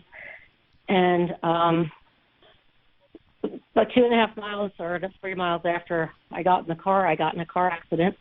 I don't remember much about what happened. I just remember thinking I should have used. I was thinking I was. Now, Nancy, before you went to sleep at your friend's house, was it to sleep at all? What's that? I went to sleep at the hotel to make sure that I was okay to drive home. I'm sorry. Okay. Were you drunk when you checked into the hotel? No. You don't think you were? I didn't check yet. No, I got to the hotel at 8 o'clock in the morning for the conference. Okay, you arrived at 8 o'clock in the morning? Yes, and I attended an all-day conference. And then at 5:30, the conference ended. Right, that's when so you were drinking from 5:30 on? From 5:30 till about 9. And then you went to sleep. Yeah, at 11 o'clock, approximately 11 o'clock. Okay. Somebody bought me a glass of wine, and then they shortly thereafter decided they were going to leave the hotel to go drinking somewhere else. I said, I don't want to drink anymore, but I can't drive home yet now that I've had this other... So you stayed at the hotel? Right. Okay. I took a nap till 2 o'clock. And what time? And you got up what time? 2 o'clock. Okay. In the morning. So you slept approximately how many hours? 3. Okay. And you thought, well, this is probably clear, because a lot of people get into this trouble. A lot of people think they slept it off. And we talk about that a lot with Joe Lazzara, who's a criminal defense attorney. He says a lot of people, they might think the alcohol's out of their system. That's not really the issue, because... All right, what's the issue? There's evidence on the body cam that I was not intoxicated. They took me to the emergency room, and the emergency room doctor examined me and said that I was not, in her opinion, that I was sober. Okay, so you did not have a blood test. But I refused the test. I thought I didn't trust the cops. My memory is spotty because I think the shock of the accident. So right, you were in the accident. You got taken to the hospital, but you refused what kind of test? I refused the blood and the breath test. Okay, then you're automatically going to be handled as if it was a conviction. Yeah, but then that's not the with story, DMV. because but what happened was when you watch I got the webcam videos. It's very clear that I'm confused, not drunk, but confused. Like, I kept asking the same questions. All right, so again. what is the issue? Because I keep trying to find out what the issue is, and I'm wrong. So what is it? Okay, so the issue is after they took me back to the detention center, the officer said I was only allowed to take a breath test now. I could only do the PBT test. I was no longer allowed to do the blood test. Because too much time had lapsed. No, at the hearing, he said that was not the case. He didn't give a reason why. But that is the reason. Whether you like the reason or not, Nancy, that's the reason. But I don't want to fight over this. We've handled hundreds and hundreds and hundreds and hundreds of these calls over the years. So what is the issue so we can help you? Okay, so I hired an attorney. I feel like he did not adequately represent me. I gave him a ton of information and evidence. What is the evidence you gave him? I gave him I gave him information about the problems I was having in my car to support the fact that I thought there's only one issue. You see, you may think something is evidence. There's only one issue. At the time you were behind the wheel, did your blood alcohol level exceed legal amounts? That's the only issue. There is not one other issue anywhere, anyhow, anyway, and then the other one is you refused a test. Now, refusing a test will carry ramifications even if you're not drunk. The law is not written that if you can prove you were sober, the refusal goes away. The refusal all by itself, even if you're stone cold sober, it has ramifications that do not go away. As long as you understand that, then you will understand that DMV will treat you as if you were drunk, whether you were or not. In the criminal case, the refusal will help you, okay? Not in the DMV case, but in the criminal case. So hold on, and then we will consult with our expert. But we need to know what we're talking about. I don't know what you want right now, but I promise you if you get to that, we can narrow it down. This is Denver's Talk. Yep, you're exactly right. Blood test is a time thing. And also, DMV will treat her as a convict. Right, yeah. Criminal won't, actually. And in fact, if you know you're drunk, you should take the DMV penalties, by some people say. Just refuse. So you lose your license, but you're not going to be convicted. But taking the breath test at the site, you should do that all the time. I shouldn't say you're not going to be convicted. They would have a way tougher time. These wackos living out in Did she get convicted? No. She got convicted and she lost her license for like into the bed, so that's stable, or that is that, and man, that helps. It's 12 miles offshore. It must be close. Wow. Or is it a pylon, stuck down in? I don't know, man. What? Most people that live at sea. Well, it's like a hotel, isn't it? They live at sea. No, that's their house, man. Wait, they live in sea. First of all, legally, can you just stake anywhere you want? Well, that's Thailand wants to find them now. What do you mean find them? No. Find them because they split. You mean fine them? No, look. Bitcoin couple may face death penalty in Thailand over sea-standing effort. Over, what's a sea-standing effort? Sea-steading? Homesteading. Seasteading. Oh, they're homesteading only in the sea. But 12 miles, what is it, 200 miles down? They live in that thing. But they split because, I guess, So they're going to get for whatever reason, they I'll get split the death too. penalty. Gotta go. They said death penalty. I wonder how many people actually seastead. Well, they say it's a big, well, I don't know what they mean by big, but it's, certain parts of the world. what do they call it? These people, Well, seasteading I Googled, and there's only one that I know. Wait, there's a whole community here. Hold on. yeah, they're saying there is communities around. It's like Waterworld, they're all seasteading at Waterworld. Hold on, there are resorts that are seasteading. Look at this shit. Yeah, oh, they're awesome. They're in the middle of nowhere. Yeah, they're so cool. In the middle of nowhere. Is it? I don't think it'd be cool. Oh, I think it'd be awesome. Unless you like really fishing. Well, people apparently do it because there's no laws. Yeah. International waters. Who owns international waters? I don't think But it's governed by maritime law. But this one's only over 12 miles. Yeah, I thought isn't international 200 miles down? I think it used to be 11. I think they switched it. So these people that live on these seastead places. You can do anything. Why didn't Assange go there? God, who would want to live there, though? And when you do live there, you obviously have to have a boat. Boy, you're not kidding. Look at all these. There's tons of these things. Well, what's that fence around it? Yes, it's a criminal charge. That's a highway. So a civil charge when it Oh, then this isn't international law. Seasteading is a concept. No, they just build a highway creating around it. permanent dwellings at sea. So you can drive from one place to the other. Unclaimed by the government. I just Take it slow. From Why would you want to take it slow? What is seastead?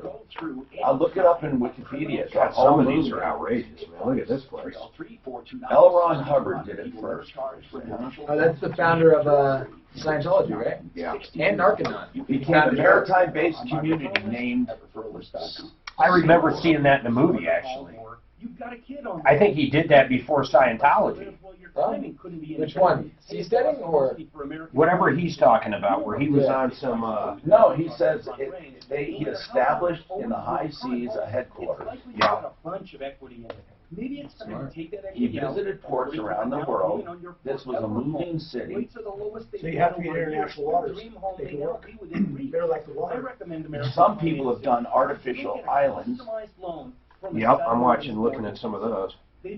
So international waters is 200 nautical miles. So you really have no laws, no taxes. If you're past 200 miles. Yeah. But these guys were 11 miles. I wonder why they say, though, there's a death penalty involved. Maybe they left out that they killed a bunch of people, then... Or they were doing drugs, and they're big on drugs. Cruise ship. Thailand. Thailand's huge. Do you understand this? If you're in a cruise ship That's international, and yeah. claims seasteading, you could live without paying taxes to anyone. Yeah. Think about that. Yeah. That's what governments don't like. So what the hell? And then there are called modular islands. Yeah, they're concrete-built islands. Well, China created all those islands now we're fighting. Now, if you're a billionaire, why wouldn't you do that? Look at this one called. Because no one in their right mind wants to live 200 miles out at sea. How about when a tsunami comes? I bet they'll change their mind quick. Help me! Big wave! Big wave! Hey, where'd all the water go? Hassan should have went out there instead of sitting in that Ecuadorian. You know why? He got. Did they turn him in? They kicked him out. You know why? He posted a photo. But you could make of that the your Prime residence, Minister right? eating Live there more lobster than to 6 death. months out of the year and then just bounce around. God, he's an idiot. Seriously, why would he do that? I know. Why would people are crazy enough to start doing stuff like this? Could you imagine? Until the tsunami There are comes. people that have enough money. You can make a damn nice, I'm talking But about. there's nothing to buy. Why not just buy an island? You make a whole self-sustaining little community for yourself with some support businesses, and you have supplies brought in by ship every now and then, and it Your own will be little self-sustaining. refinery? No, I'm telling you, man. If you have enough money, you can do everything. Of course, I say buy an island, but every island is probably owned by a country. Yeah, you build an island. You make your own. That's got to be illegal. No, it's not. I know, but if you're in international waters, you start doing stuff, dumping stuff out there. Now what if you're in your ship? Well, you got to anchor it somehow. I mean, you can't just float First around. of all, but what if you're in a that's ship the problem. There are no current laws that address it. Well, all of just that, yeah. You know, there's a current law coming up that all ships, even in there, they got to burn low sulfur fuel at the end of this year. Whereas before they were burning cheap, dirty fuel, well, now it's going to have to be low sulfur fuel. So right now, somebody can go out with enough money.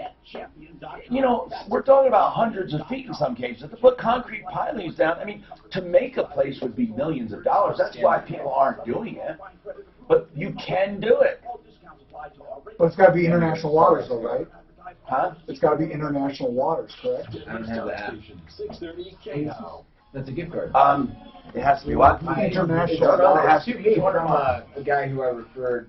I'm Tom Martino, your troubleshooter. 303-713-TALK. SimplyFloorsInc.com. SimplyFloorsInc.com. Buddy Mitchell will save you money every single time. Southwest corner of 52nd and Ward. And I don't know how else to say it. It's better, cheaper, faster, and it's SimplyFloorsInc.com. Let's keep going here. Now, Nancy, she got arrested for DUI after an accident. She refused the blood test. She refused the breath test. She said she was clearly sober. Whether she was sober or not, I just want to clarify this. DMV will treat her as if she's convicted for purposes of suspension of license, revocation, and all of that. However, when it comes to the criminal case, it's very difficult to get a conviction without blood or alcohol test. That doesn't mean they can't, but they normally can't. It's very difficult. Some attorneys even go so far as to say, if you're drunk and you know you're drunk, you may as well refuse the tests and then take your lumps at DMV. It's going to be better than a criminal charge. So, again, I'm not giving anyone advice. I'm just saying what we have seen in the past. So Nancy said she hired an attorney, and she's not happy with him at all. So, Nancy, I have to ask this, though. Were you convicted? I haven't had my DUI hearing yet. I just had my DMV hearing on Tuesday. And on the DMV hearing, it doesn't really matter because you refused the test, right? Well, no. Well, there are a few pertinent points here. Number one, at the scene of the accident, when they were handcuffing me, I started flinching and said, "Wait! I thought you said I could take a test, or I thought you were going to give me a test." Officer. So you're saying you did not refuse the test? No, I did. At the end, I didn't. But what happened is, so at that time, then the first officer who had arrived at the scene said, "You already refused, so you're not allowed to take a test." Then the other officer, who was ending up being the arresting officer, said, "I already offered you the test once. I can't offer it to you again, or I would be coercing you." He then took me to the detention center. May I ask this, though, because this is what counts, Nancy, because I don't want to do mumbo-jumbo. Yeah. Did you, in your mind, refuse the test or not? Or are you saying that after you thought about it, you wanted to take the test and they wouldn't let you? Is that what you're saying? Because then that's different. Yeah. Then DMV would have to... Yeah. Okay. I was trying to understand what was going on. I'm in shock. I was confused. I was trying to understand what was going on. Okay. After we got back to the detention center, I was asking the officer, okay, can you explain to me what's going on? He says, I read you can express consent. Do you remember that? And I said, well, sort of, again, because I was having a hard time,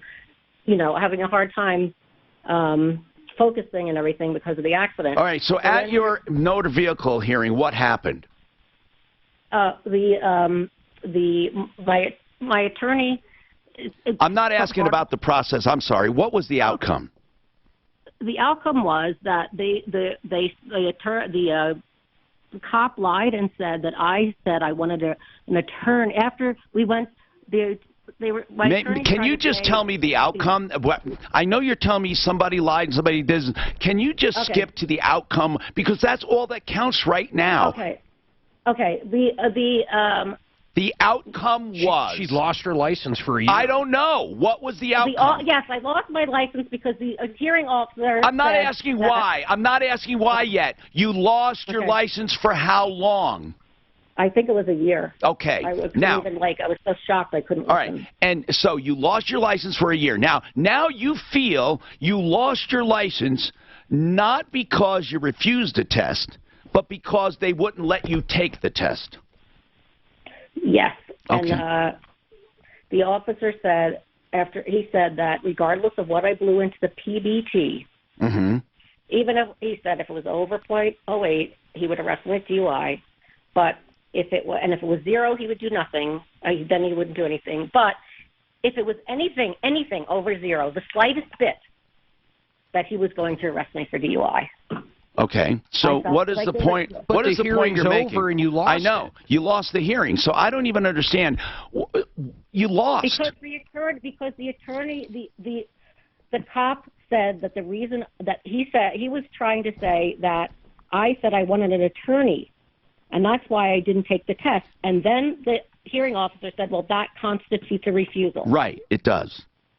But I never asked for. That's not what happened. I didn't ask for an attorney. Okay, Nancy, why didn't your attorney say, officer, you're lying? That's my point. That's exactly what I want to know. Okay, well, here's. I wanted to jump up and say you're going to hate this, but you're not going to get your license, okay? Because their whole thing is that you're not recalling it accurately anyway. Did they refer? But it's on webcam. Did they refer to a tape?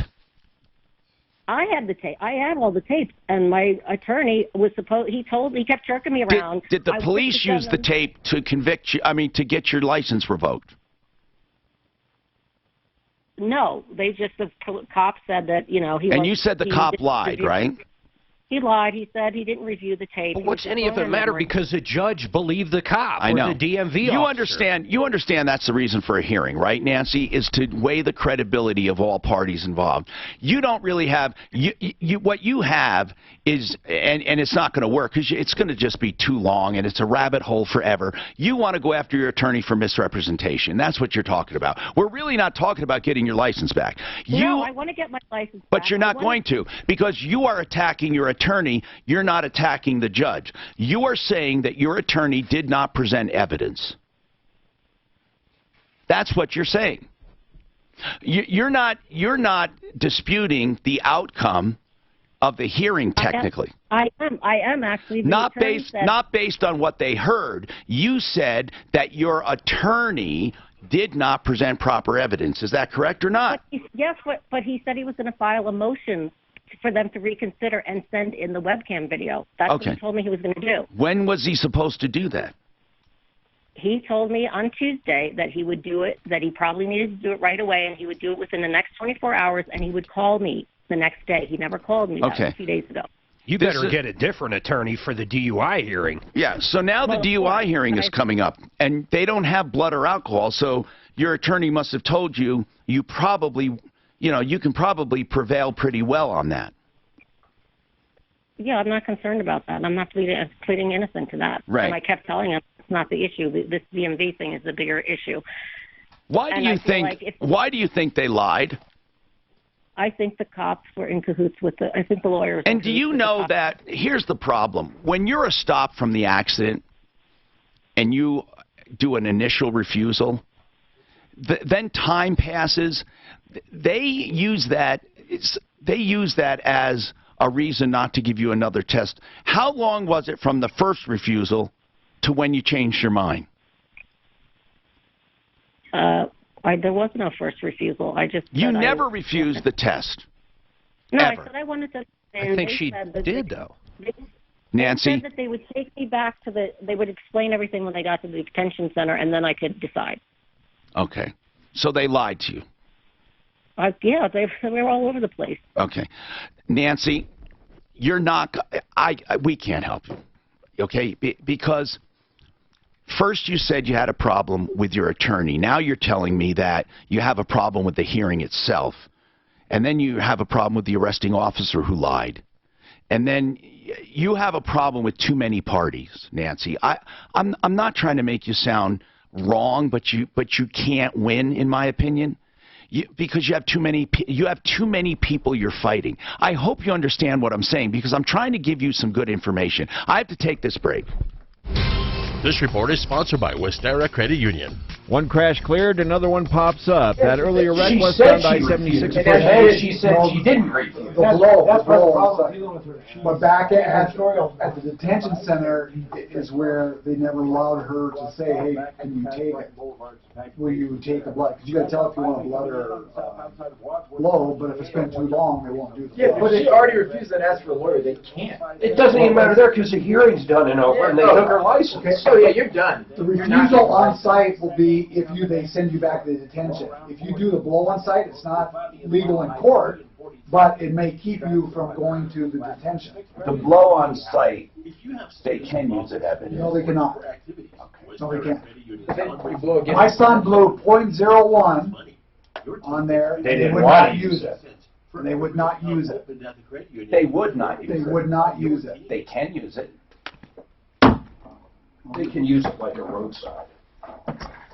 I'm Tom Martino. Let's go to the phones. 303-713-TALK, 713-8255. Danny, what's happening with you? Danny. All right. I got it set up. Go ahead. Let's do it. All right, let's try it. Are you there? Let's do it. I'm waiting. We should tell people what he's doing. He's calling an IRS scam. All right. Hold on a second. We'll finish this break and come right back to you. How can you make as much as $1,000 in as little as 10 days? Yeah, I can't hear you. There's too much talking going on. I can't hear you. Today's a fucked up day. Move it into your mortgage at a much lower rate and save up. Can you do Become the Banker? Yes. So now is the time to take advantage. As long as you have equity in your home, you can pay off any debt, not just credit cards. And you can get it done in as few as 10 days. So call American Financing's salary-based mortgage consultants today. It takes just 10 minutes to start. There's no commission, no obligation, no pressure, and never any upfront fees. Just a loan customized for your needs. You might even be able to delay up to 2 months of mortgage payments. You have nothing to lose except a bunch of interest expense. So give them a call, 303-695-7000. That's 303-695-7000, or online at American Financing. Become the Banker is a financial thing I've told you about where you can overfund a life insurance policy because it grows tax-free. It's a strategy you do on purpose in order to grow money fast. And then you can borrow against it. And you can never consider it income because you're borrowing, not taking it out. It's a strategy that can be explained by this seminar at becomethebanker.info for more information. Becomethebanker.info for more information. Reliable internet. Is that important to your business? We couldn't work without it. You know, also on alcohol-related, they do not have to give you a lawyer or anything. Well, how about automatic What do you mean a lawyer? If you ask for a lawyer, It goes straight back to me. Because if so, I just want to go right in. I don't want to bumper it. It's the last thing of the break. They wanted me to take blood tests. They gave us some stuff to sign. Do we have to do the promo? Solutions and affordable prices. How about business people? Okay, then I'll just going to the show. I gotta get this book again and stuff. We went to this, like, you have more right if you kill somebody than you do if they think you're drunk. Yeah, because they think you're intoxicated, so you're not supposed to call lawyers. Is that what you're saying? They don't have to offer that to you, right? Or if you say you do it, they say, What are they saying? No, they don't. They don't have to give it to you. But are they saying that because the assumption is you're intoxicated? No. I think the assumption is. You know, folks, I'm sorry because I got behind on spots because we're trying to get all these things juggled, and that woman didn't have a prayer. Budget A1 Transmission Auto Repair is doing a free estimate. If you take nothing away from this spot, just know this. If you have any transmission trouble and you're wondering what's inside that transmission, should I get it fixed or not, they take all the risk out by giving you a free estimate. That includes taking the transmission out and opening it up. It's an incredible deal at Budget A1 Transmission and Auto Repair, 303-781-9858. There is no obligation and no cost. It's, trust me, the only deal like this in the entire transmission world. 303-781-9858. So, Danny, let's try it. I mean, we don't have a lot of time, but try to get them on the line. I'm sorry, we've been having so many complicated calls. Go ahead, sir. Well, let's try to. He's trying to get a conference call going. Iris, how may I help you? Hi. Yes, I got a call on Social Security, and I was going to try and find out what the problem was. Who I'm talking to? Can I have your first and last name? Yeah. This is he made the call for me. This is Tom Martino. And I was told that he hung up. Is my name that spread around? Come on, it can't be.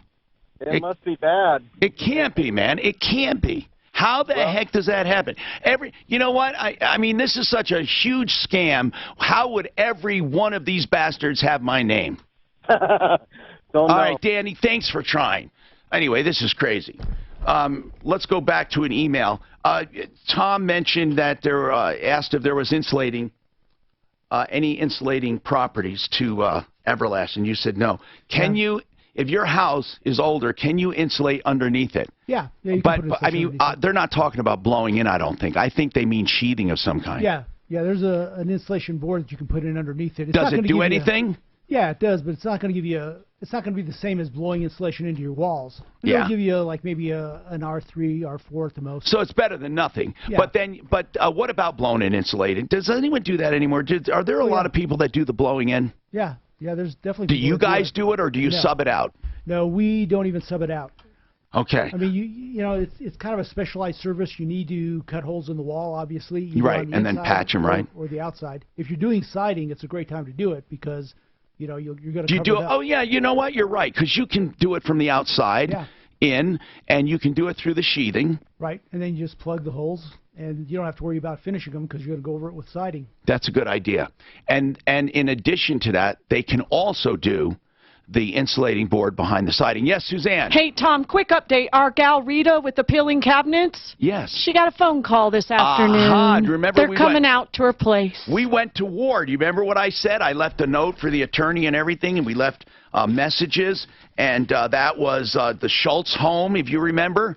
And we said, hey, she bought this house. They can't even fix simple cabinets. Why don't you give her a break? And my listeners came through and called the number as I instructed them. Now, if you're listening to a podcast, please don't call that number and give them a hard time because they are going to go out. We'll give them a few days and see what happens, all right? So don't go out and give them a hard time, please.